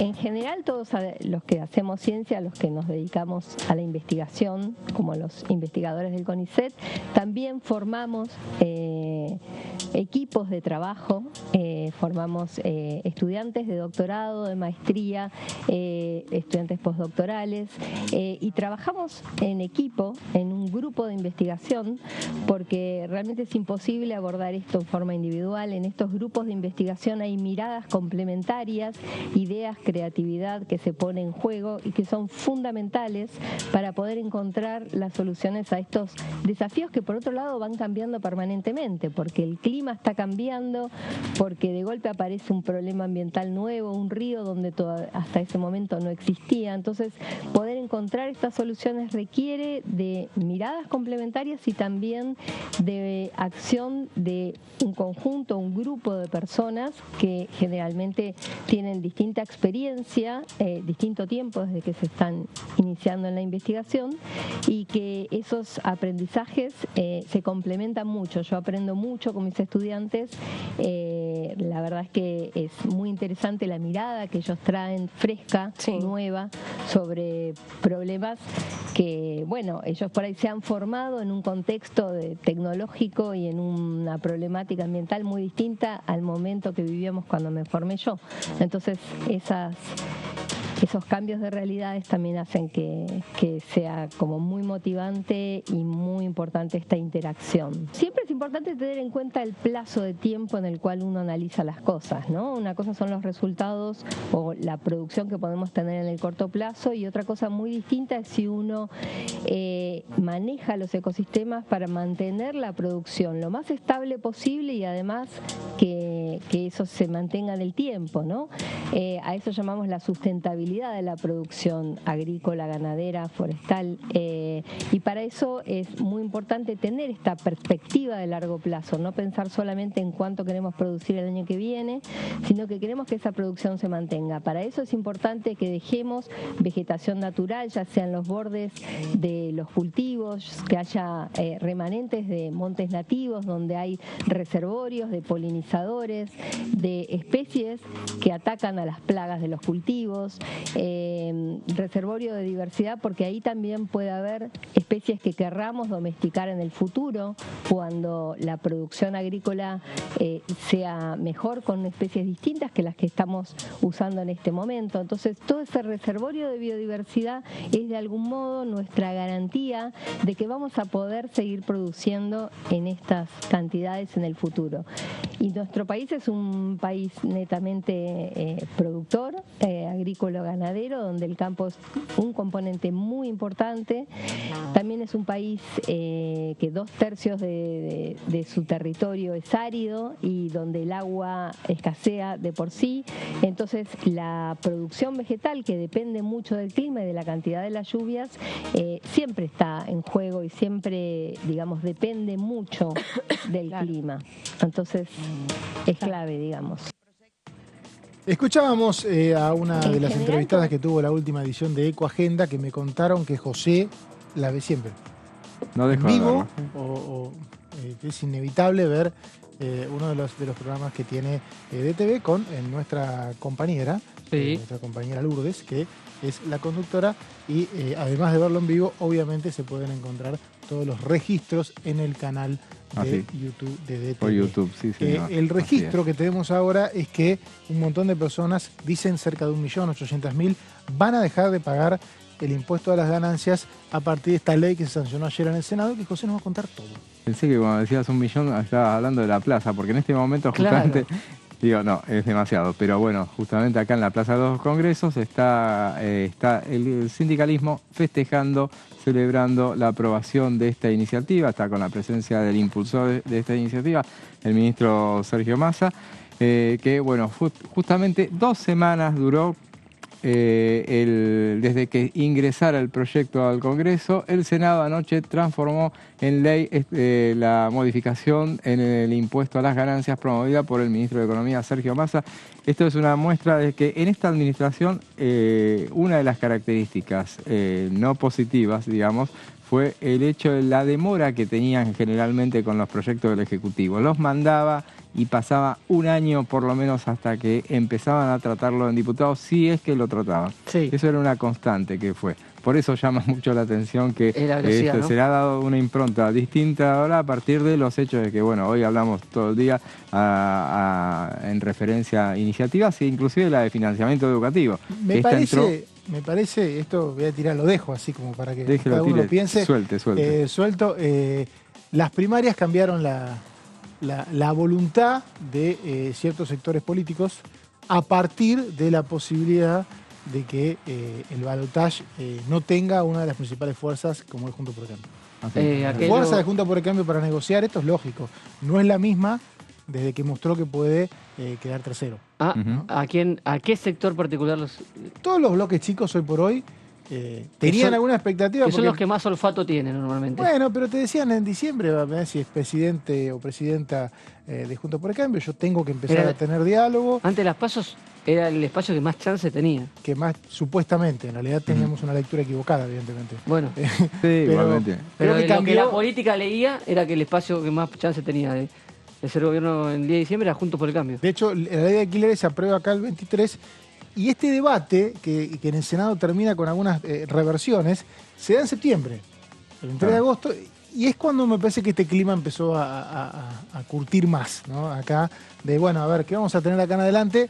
¿Cómo nos comportamos ahora? ¿Cuál es el problema de estar con el oficialismo? ¿Qué vamos a perder votos? ¿Vamos a perder votos? Bueno, creo que ahí es donde el oficialismo un poco aprovechó esta coyuntura y está con una agenda que, como dice José, impensada hace 8 meses. Es algo que el kirchnerismo en general lo sabía. Durante esta gestión no lo hicieron, lo puso en práctica en 2009. Cuando pierde una elección, por ejemplo, cuando pierde una elección con la cual perdía la mayoría en la Cámara de Diputados e inclusive en el Senado. Entonces, como había adelantado las elecciones ese año al mes de junio, entonces tenía mucho tiempo y aprovechó, ¿qué fue lo que aprovechó? La mayoría que tenía todavía para dar una agenda, activar una agenda legislativa en la cual aprobaron de todo. Reforma política, recuerdo. Ley de medios. Ahora, en este caso, José, lo que nos deja las primarias es que en diciembre no va a haber guapos acá. Porque pierden todos. Pierden todos los sectores políticos que hoy conocemos. Entonces, si vos tenés un bloque chico y decís, bueno, pero por ahí en diciembre, ¿y en diciembre quién se me va a plantar si nadie tiene mayoría? Diferente es si la elección hubiera dejado un escenario de que un sector podría tener una mayoría. Bueno, no puedo estar ahora. Ya estaban anticipándose a ese escenario. Ya se hubieran anticipado. Esto me parece que el oficialismo lo aprovecha y dice, bueno, a ver, suma aliado, bueno. Vamos a aprovechar lo que tenemos ahora. Claro. Y manda un proyecto de ley con una lectura, creo que correcta para sus aspiraciones, que es sabiendo que iba a tener aceptación. Desde 2009 lo que tenía es que iba a seguir siendo gobierno. Claro. Acá no sabemos quién va a ser presidente. No, seguro, claro. Pero perdía la mayoría, que no era poco. En 2015 también, entre las PASO y las generales, igual, con una mayoría sólida, sacó proyectos sin importar. Hay una mayoría. Lo que está pasando ahora es que el oficialismo consigue votos que no conseguía hace 3 meses. Así es, sí. Eso es una bueno, novedad. También el cariz de los proyectos es un poco distinto y lo que genera en muchos casos es, te tiene un proyecto que le trae rédito y le complica la vida a la principal oposición. Culfas, estuvo 2 años sin tratar. Bueno, ahí tenés. Sigue estando, compra argentino sigue estando. Es lo que estamos diciendo, no, claro. Pero Automotriz la termina sacando Massa como ministro. Sí. O sea, y ahí los números eran mejores que ahora. Pero había sectores que pedían cosas que me parece que... Eso fue un poco lo que se criticó siempre del Poder Ejecutivo, ¿no? Al mando de Alberto Fernández. Sí, hasta que llegó Massa y cambió. Eso es una realidad. Cambió por esta ley, por ejemplo. A ver, dejémoslo empezar. Esta ley que, por ejemplo, bueno, entonces decíamos 2 semanas y remarco ese dato. En 2 semanas entró al Congreso y se aprobó y tuvo debate encima. Sí. O sea, no y es una que, semana fue esperando en el Senado que se cumplan los plazos.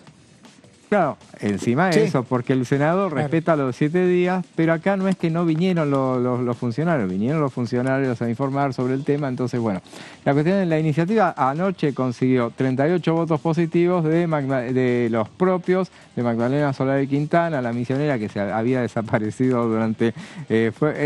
también fue un repliegue táctico. Sí. Tuvo 2 repliegues tácticos Magdalena Solari Quintana. A propósito de eso, hacemos un paréntesis, nos vamos al Senado 1 minuto nada más, solamente justamente para incomodar a Juntos por el Cambio, a la cual le faltaba una diputada. Entonces, mirá cómo te la empato y mirá cómo te la desempato después. Sí.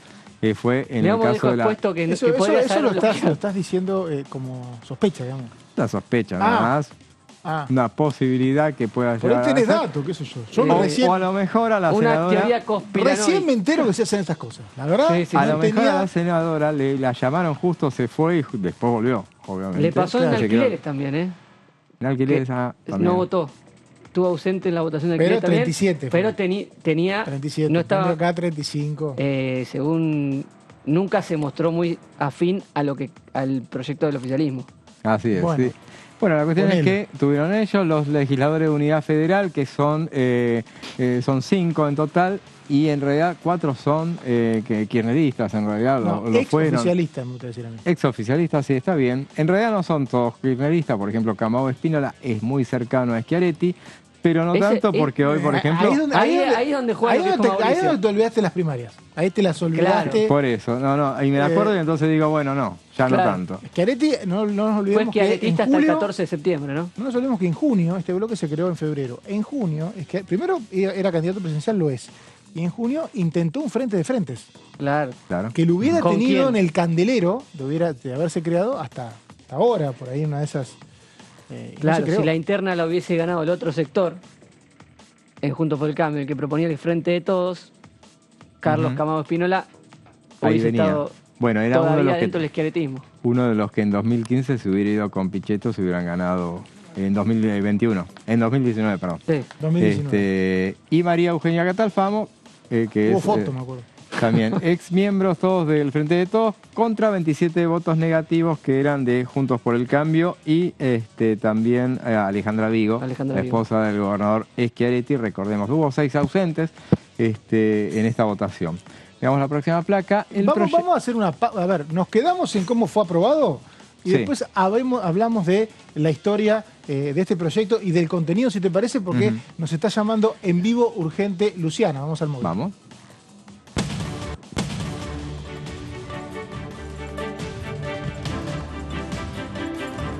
Así es, Mauri. Bueno, retomamos contacto con ustedes en esta oportunidad desde el recinto de la Cámara de Diputados de la Nación, el cual va a ser protagonista y va a recibir a un montón de estudiantes secundarios en el día de hoy que van a simular justamente ser diplomáticos. Distintos estudiantes secundarios de diferentes establecimientos, tanto públicos como privados de la República Argentina. Bueno, están convocados aquí un montón de estudiantes que van a simular justamente sesiones de la ONU en la cual van a debatir temas de la agenda internacional, temas que tengan que ver con tema de comercio, medio ambiente, cuestiones de género, también cuestiones ligadas al uso de las nuevas tecnologías. Bueno, un parlamento estudiantil que tiene que ver con el marco, con el programa Uniendo Conciencia, una jornada que arranca hoy, día viernes, aquí en el recinto de la Cámara de Diputados y va a continuar mañana sábado y también el día domingo, finalizando el domingo con un acto de cierre en el CCK. Así que es una jornada muy interesante para seguirla,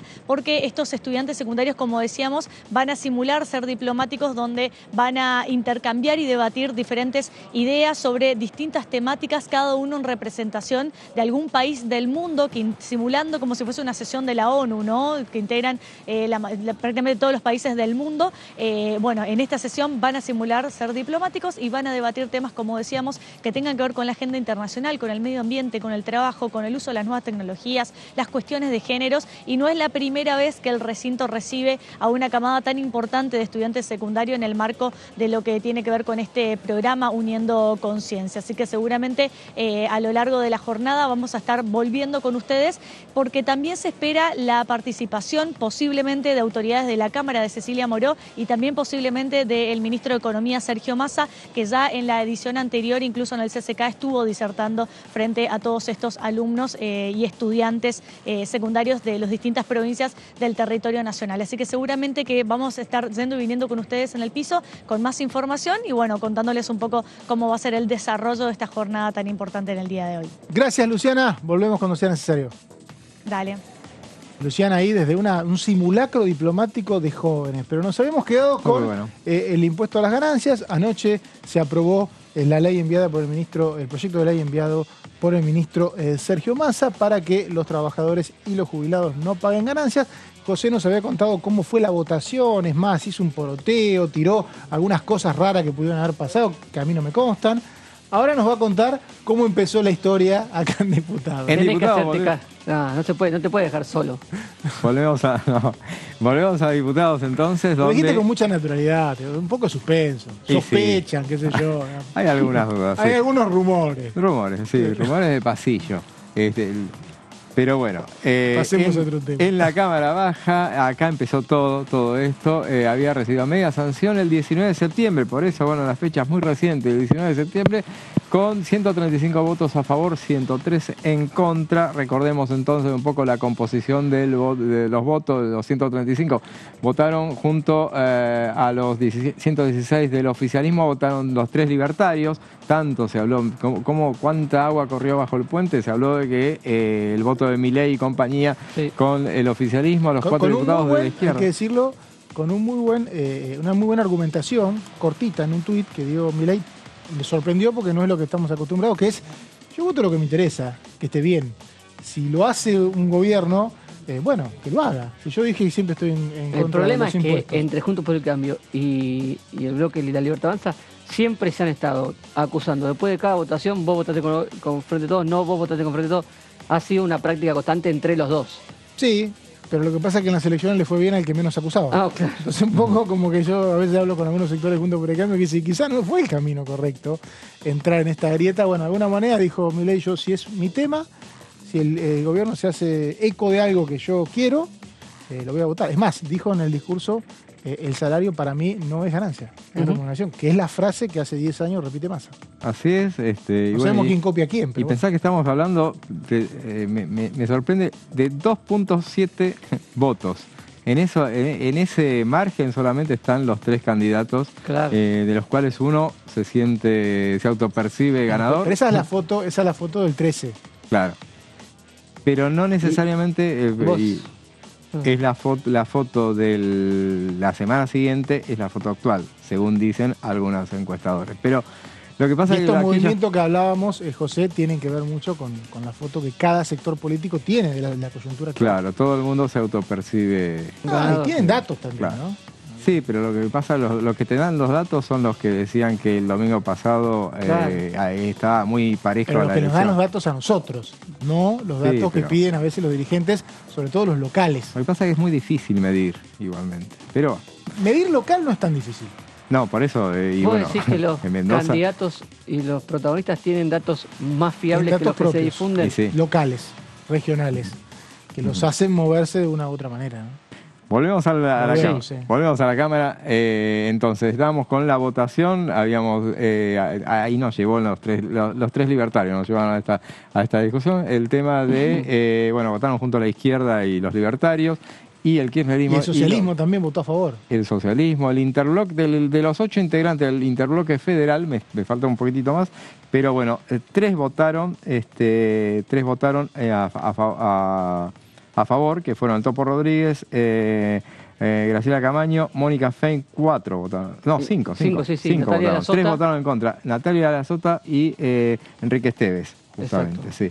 Después, vamos a la siguiente. Votaron en contra los 2 diputados de Córdoba Federal y Florencio Randazzo. Así es, claro, en contra. El proyecto había recibido, también acompañado el interbloque de Provincias Unidas, los rionegrinos, el bloque SER, el neuquino Rolando Figueroa, el gobernador electo de su provincia. Y en contra votaron los Juntos por el Cambio, que fueron 100 votos. Advirtieron sobre el argumento de Juntos por el Cambio, fue advertir sobre el déficit fiscal y la inflación que consideran que esta y otras medidas anunciadas por el gobierno van a generar. Hubo 17 ausentes en Juntos por el Cambio. ¿Cuántos ausentes habías dicho en el Senado? En el Senado 6 ausentes había habido. Sí. O sea, se repitió la práctica de no rechazar, pero... Ausentarse. Porque si tuvimos una votación al pliego de la jueza Figueroa con 35-35 y una sola ausencia... Está muy fina esta mesa. Hubo 5 que después no pasar nada. Hubo 5 que después no quisieron votar. Pasar nada. Hubo 5 que después no quisieron estar acá. Porque recordemos, siempre se vota con la mano o con la cola. Entonces, esa es la realidad. Ayer fue sobre todo un día donde el quórum fue más importante que... Obviamente, sí. Y en ganancias también fue un tema clave que se votaba 2 veces al principio de la elección, de la sesión, y después, si bien le sobraba gente, pero algunos ni siquiera votaron con la cola, porque por ejemplo a los de Evolución que estaban ahí presentes y no se habían sentado, ya les adjudicaron, porque bueno, insistimos, acá nadie es ingenuo. Evidentemente, en política la ingenuidad no garpa, así que si estabas ahí presente... Y es una etapa donde los mensajes políticos se cruzan con las nuevas coyunturas y a veces nos confunden, ¿no? Uno está acostumbrado a cierta previsibilidad que se rompe después de cada elección. Así es, no se usan porque se van, se sientan, dan el quórum y después salen en los medios a decir no di quórum, estaba sentado. Para eso estamos ahí y lo vemos.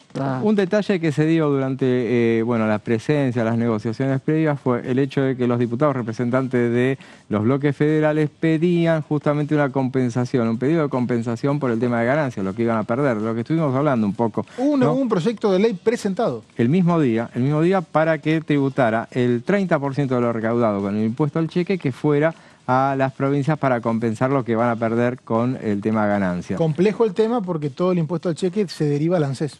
Todo. Eso es clave. El 100%. Todo eso está en los apartados, no me acuerdo qué término están usando con el tema de las separatas. Las separatas del presupuesto que son más interesantes son para cuando el día que se debata el presupuesto va a ser analizar la separata y las discusiones de la separata que el texto general. El año pasado te hiciste un festín. No le hicieron caso ni oficialismo ni oposición. Solo con los jueces.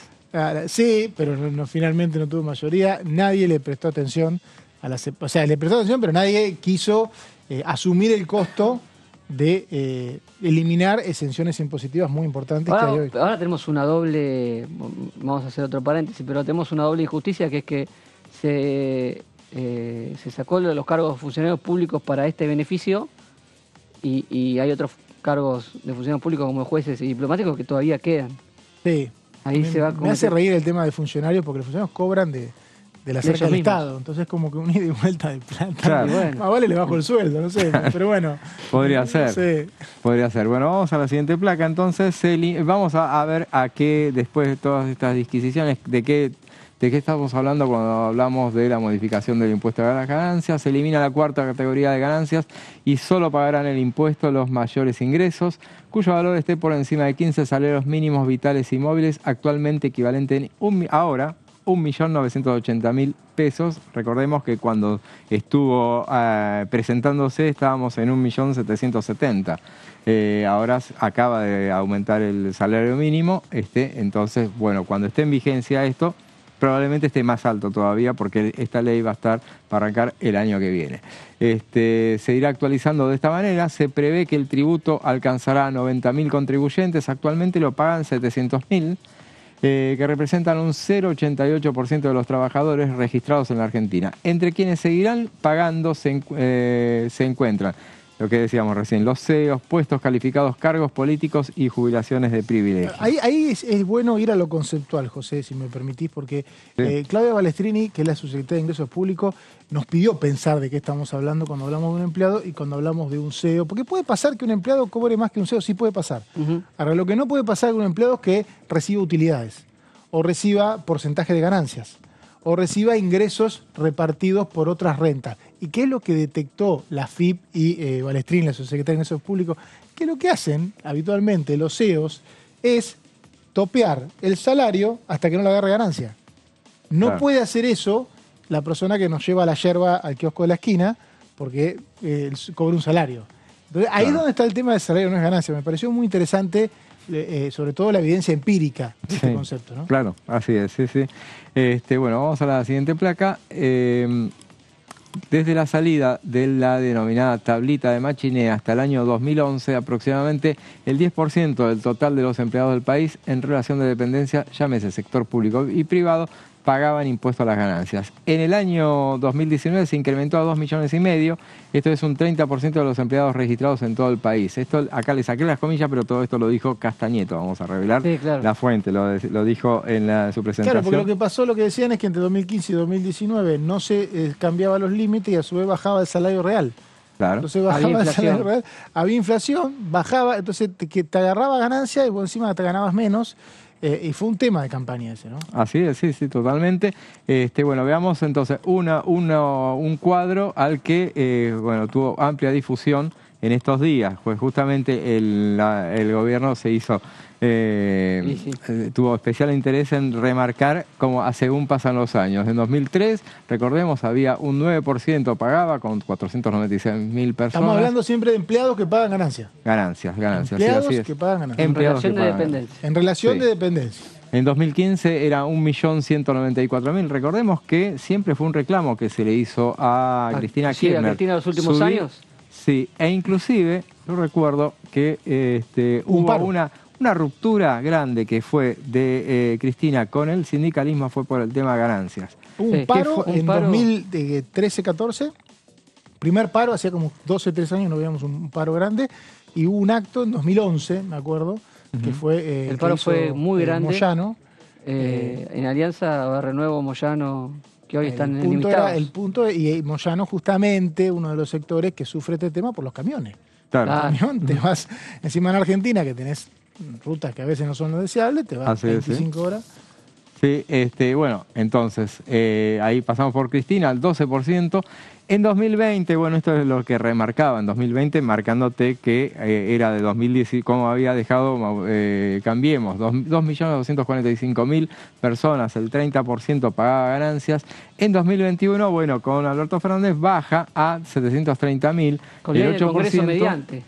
Claro, hubo una que en su momento, recordemos, este tema de las bajas de ganancias siempre fue un caballito de batalla de Sergio Massa. Exacto. Desde 2015 que estaba con ese tema, también lo tenía Mauricio Macri, lo que pasa que una vez en el gobierno vieron que las cuentas no daban y no lo... Claro. E inclusive, recordemos, la ruptura definitiva entre Mauricio Macri y Sergio Massa se da por la discusión de ganancias en 2016.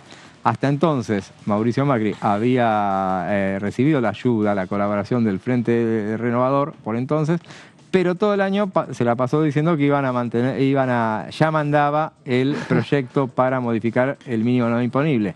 Lo había hecho por decreto en febrero, pero después fue pateando todo el tiempo hasta que finalmente el Frente Renovador le dijo que hacia fin de año lo iban a mandar ellos, lo presentaban, entonces ahí vino una puja entre ambos sectores, finalmente lo terminaron presentando el Frente Renovador, inmediatamente después lo presentó el gobierno, la discusión la terminó ganando el Frente Renovador, finalmente en ese momento vamos a pararnos en la historia, en ese momento había una gran discusión por el tema de qué es lo que había pasado diciembre de 2016. Diciembre de 2016, sesiones extraordinarias. Qué linda novela donde el proyecto iba a salir y que hizo Sergio Massa, juntó otra mayoría, cambió y lo mandó al Senado.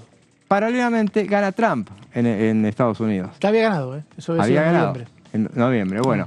Entonces, el gobierno de Mauricio Macri, que había apostado todos los porotos a la gestión a Obama, que hasta había venido acá y había bailado tango. ¿Qué nos iba a dar Obama? ¿Qué nos perdimos?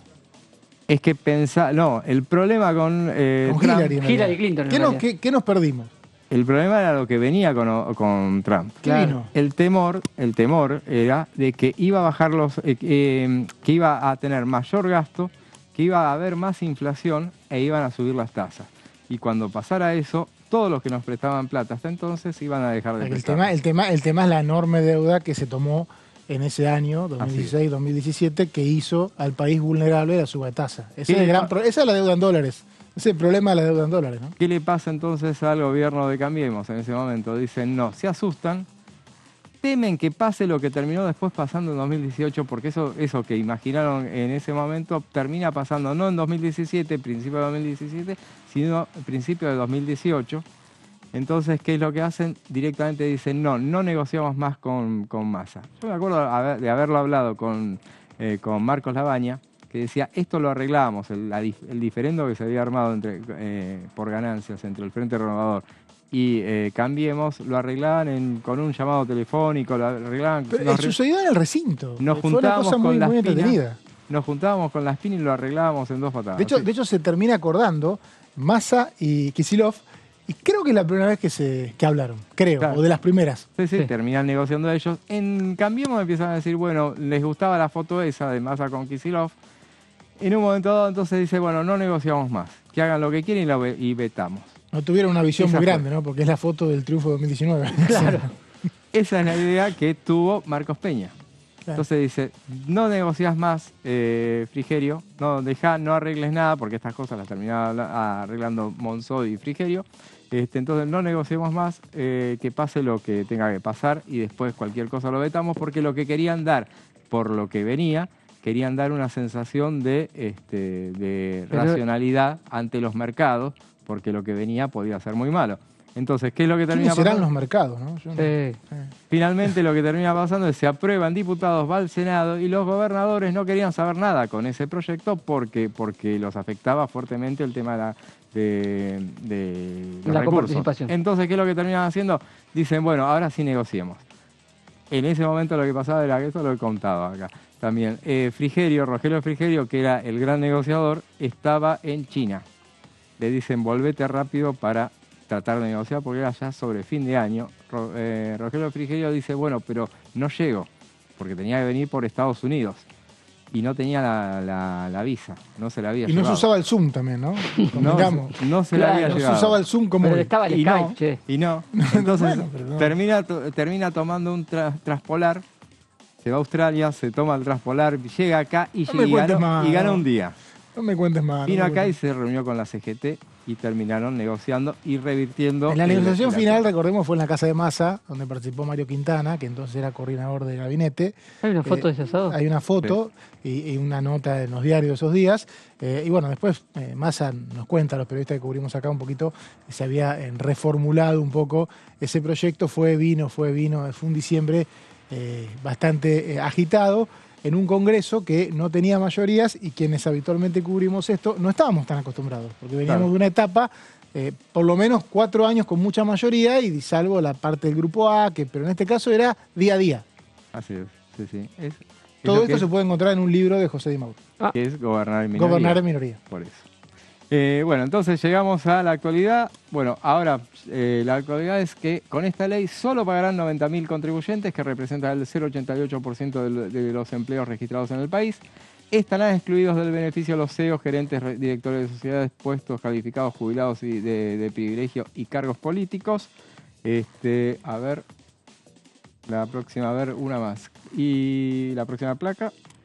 Bueno, ante las consultas de Martín Tetaz, Alejandro Cacase y Germana Figueroa Casas, la subsecretaria de Ingresos Públicos, Claudia Balestrini, que estuvo ya 3 veces junto con Carlos Castañeto y Guillermo Michel en los debates de las leyes que mandó el Ministerio de Economía en los últimos tiempos, detalló que el costo fiscal, esto que estábamos hablando recién hace un momento, será de 1 billón de pesos, que representarían el 0,28% del PBI para 2024.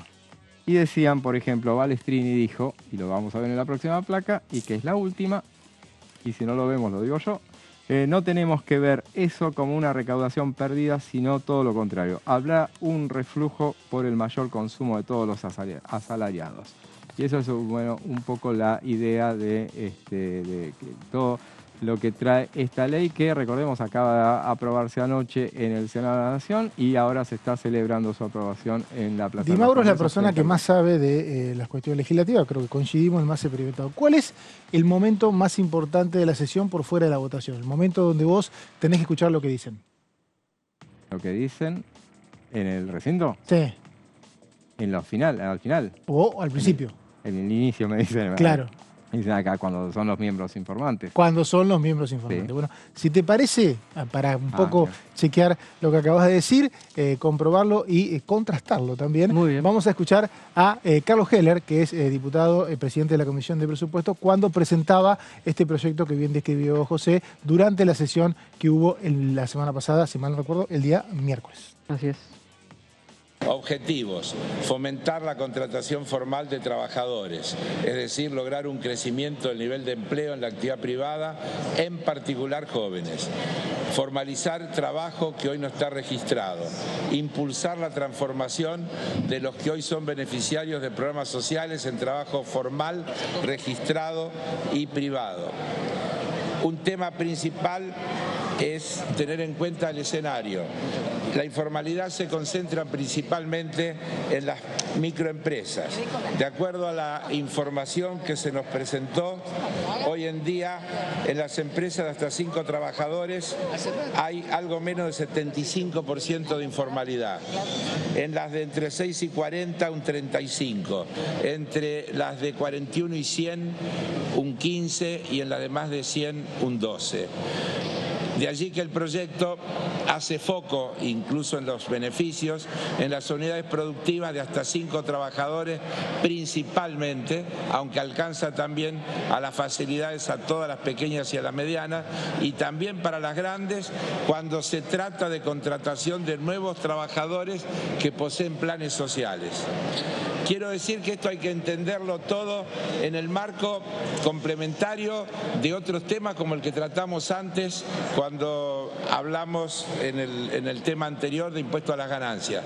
Aquí estamos apuntando a incorporar, y solo tiene el régimen valor cuando se trata de incremental, es decir, cuando esas empresas aumentan su cantidad de trabajadores. Para ese caso, insisto, de beneficio de contratación de empleo incremental, los empleadores como condición no tienen que registrar obligaciones previsionales que sean líquidas y exigibles pendientes de pago.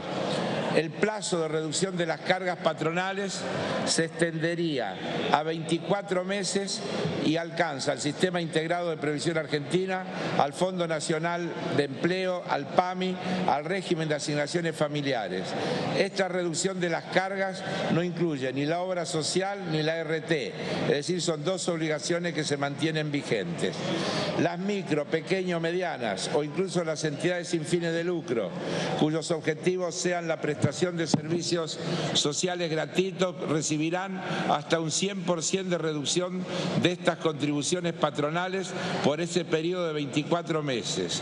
Para el resto de los empleadores del sector privado, si contratan trabajadores que no gocen de planes sociales, recibirán un 50% de reducción de contribuciones patronales durante los primeros 12 meses y un 25% durante los siguientes 12 meses.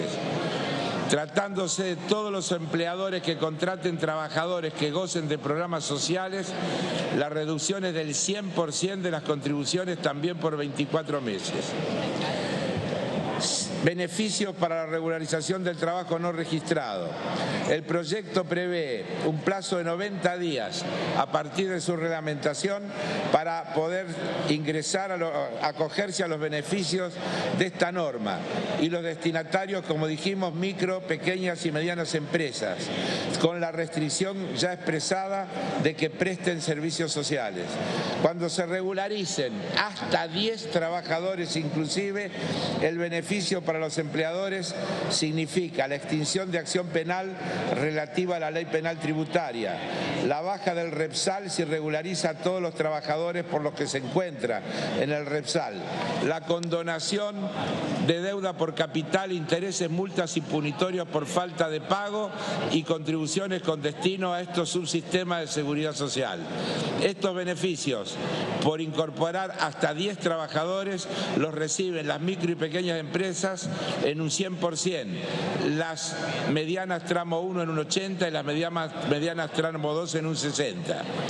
A partir del trabajador número 11, las micro y pequeñas empresas y las entidades sin fines de lucro siguen teniendo el 100% de los beneficios de regularización. Las medianas tramo 1 y 2 solo el 100% en los intereses, multas y punitorios, excluyendo para estas últimas la condonación de capital. El beneficio para los trabajadores regularizados es que se les computará a los fines de la seguridad social, es decir, a los fines de su futura jubilación, hasta 60 meses de servicio previo. El decaimiento de los beneficios se producirá en el caso de que en la unidad empleadora reincida en tener personal no registrado y no declarado, tener obligaciones previsionales líquidas y exigibles pendientes, ser sujeto de sanciones que se registren en el REPSAL, incurra en prácticas laborales indebidas o abusivas o reduzca posteriormente la nómina laboral. Estas son en general las principales líneas rectoras de este proyecto, que nos parece que cumple más que adecuadamente con los objetivos que nos hemos planteado, que apuntan a la reducción del trabajo informal, uno de los problemas más graves que hoy aquí se han expresado desde distintos lugares y desde distintas bancadas. Fomentar la contratación formal de trabajadores, es decir, lograr un crecimiento del nivel de empleo en la actividad privada, en particular jóvenes, es el objetivo principal que tiene este proyecto. Formalizar el trabajo que hoy no está registrado es también igualmente importante. Impulsar la transformación de lo que hoy son beneficiarios de programas sociales en trabajo formal registrado completa el cuadro de lo que este proyecto propone. Escuchábamos a Heller, Carlos Heller, en el martes, la semana pasada, yo dije el miércoles, me equivoqué, el martes también habría sesión, ahora empezamos con la sesión los martes. Martes, ahora habría otro martes. Ahora se habla el del próximo, 10. El 10 es miércoles, ¿no? Lo buscamos. ¿El 10 es miércoles? Me parece que sí. No, el miércoles de la próxima semana es 4, así que... no me la complique. Es 11. Entonces el martes 10, está bien, martes 10 sería la sesión, dicen, con algunos temas de acuerdo, y también fue el martes de la semana pasada la sesión con el impuesto a las ganancias, aprovechando que tenemos a José el Memorioso, a ver si te animás a decir un año de elecciones ejecutivas con final abierto con esta actividad legislativa. ¿La del Senado o la de acá? Claro, la del Senado. No, la de acá. La de acá, no, mucha actividad legislativa. No, en general la cantidad es... Creo que no me expliqué bien. Digo, un año de elecciones ejecutivas en el que haya tanta actividad legislativa como hay ahora en diputados. En 2017 hubo actividad. Ejecutiva. Ejecutiva. Más o menos, pero no, en general no es lo que sucede. No es lo que sucede. Sobre todo porque es muy distinta el tipo de elecciones. Cuando es presidenciales es más distinto que claro. las otras. Aparte hay provincias. 2015, por ejemplo, fue la nada misma, 2019 nada, porque inclusive los oficialismos... Y 2015 teníamos prácticamente unificadas todas las elecciones. No, teníamos, pero creo que en 2015 hubo actividad, pero no tanta, pero algo hubo, pero había mayorías automáticas, entonces era más fácil. Sí. 2019, nada. Pero 2019, pero lo que pasa es que cuando aparte los oficialismos no les va muy bien, lo que hacen es oficialismo defensivo, entonces no sesionar. No sería el caso que estamos viendo ahora, ¿no? Claro, no le va muy bien, igual ataca. Es una experiencia, se va construyendo toda la realidad. Pero la verdad que es dinámica la política. Yo estoy impresionado por la gran cantidad de actividad legislativa que hay en un año de elecciones ejecutivas, y un poco tiene que ver con estas rupturas que se están dando en todos los frentes políticos, esta regeneración de los espacios que... nadie está con la frente muy alta. Entonces, en definitiva, tenemos... Bueno, la semana que viene, ¿qué teníamos? A ver, repasemos. Empezaba el martes con la sorpresa. Ayer hablábamos con algún diputado en la Comisión de Presupuesto y la incógnita de la semana era si se iba a convocar a la Comisión de Juicio Político. Sí, martes a las 11 del mediodía. Finalmente se va... cambió el horario, a las 13 horas. Viste que... Lo escucharon a José. Habíamos dicho a las 11, estaba publicado a las 11 en la agenda, ahora a las 13, Comisión de Juicio Político. Dejá vivir, en serio, dejá vivir. Secretario parlamentario saludo al secretario parlamentario de la Comisión de Juicio Político. José hace estas cosas. Martes a las 13, jueves a las 11. Exactamente. Es una cosa de loco. Y no quisieron romper la tradición. Martes a las 13 horas, Comisión de Juicio Político, no es a las 11, es a las 13. Claro. Sí, algunos. Ahí lo escuchamos a Pedrini en Chaco, que es parte... Imagínate, con 39 grados. Él es de la comisión esta. Claro. Y bueno, en realidad se va a querer venir rápido. Se vienen los lunes. Miércoles, super miércoles. Y ya tenemos una publicación más para terminar la jornada. A las 11 habíamos dicho Comisión de Presupuesto de Hacienda. Sigue el tema compra sin IVA a la espera de la firma del dictamen. Ahí está. Y Comisión de Educación para una nueva jornada con invitados por financiamiento educativo. Y 16:30, Comisión de Legislación de Trabajo. También fueron invitados representantes gremiales y especialistas para exponer sobre la reducción de la jornada laboral que hablamos. Financiamiento educativo y legislación laboral no estarían en la sesión del Martes 10, pregunto, consulto. No, financiamiento me parece que le falta todavía más. Y jornada laboral. Jornada laboral le falta bastante. Jornada laboral le falta bastante. Sí. A mí me parece que, bueno, GNL me parece que... ¿Puede estar GNL? Necesitan dictaminar, así que tendría que aparecer mágicamente una comisión para esta semana y después otra más para este grupete de monobloques de gobernadores, pues la verdad que esta Cámara ha tenido mucho éxito en las elecciones de las provincias, hay que decirlo. Sí, claro. Cinco gobernadores, más o menos. Sí. Tenemos Orrego en San Juan, Poggi en San Luis, después tenemos Claudio Vidal en Santa Cruz, Figueroa en Neuquén. Y Beretilnec. No, pero acá es en el Senado, pero es el bloque junto a Somos Río Negro. Ignacio Torres. Sí. Falló Felipe Álvarez, nada más. Falló Felipe. Bueno, los monobloques de las provincias petroleras van a apoyar este proyecto. O sea que son votos que va a tener. Son los que... Y el Interbloque Federal ya anticipó que él firma el dictamen y en la comisión lo dijeron. Ya está. Acaba de decir la primicia de José, ya están los números para la ley de GNL y probablemente el martes 10 estaremos ahí, pero antes seguramente DTV va a tener la programación que sigue, nosotros nos vamos a ir, ¿no? ¿La pasaste bien, José? Sí, bien. Genial. ¿Y Marcos también? Espectacular. Bueno, yo extraño un poco a Meli, no sé ustedes. Y siempre la extrañamos. Le mandamos un saludo a la compañera Melina, que seguramente el lunes se va a reincorporar. Gracias y seguimos con más DTV. Ha sido un placer. Hasta dentro de un rato.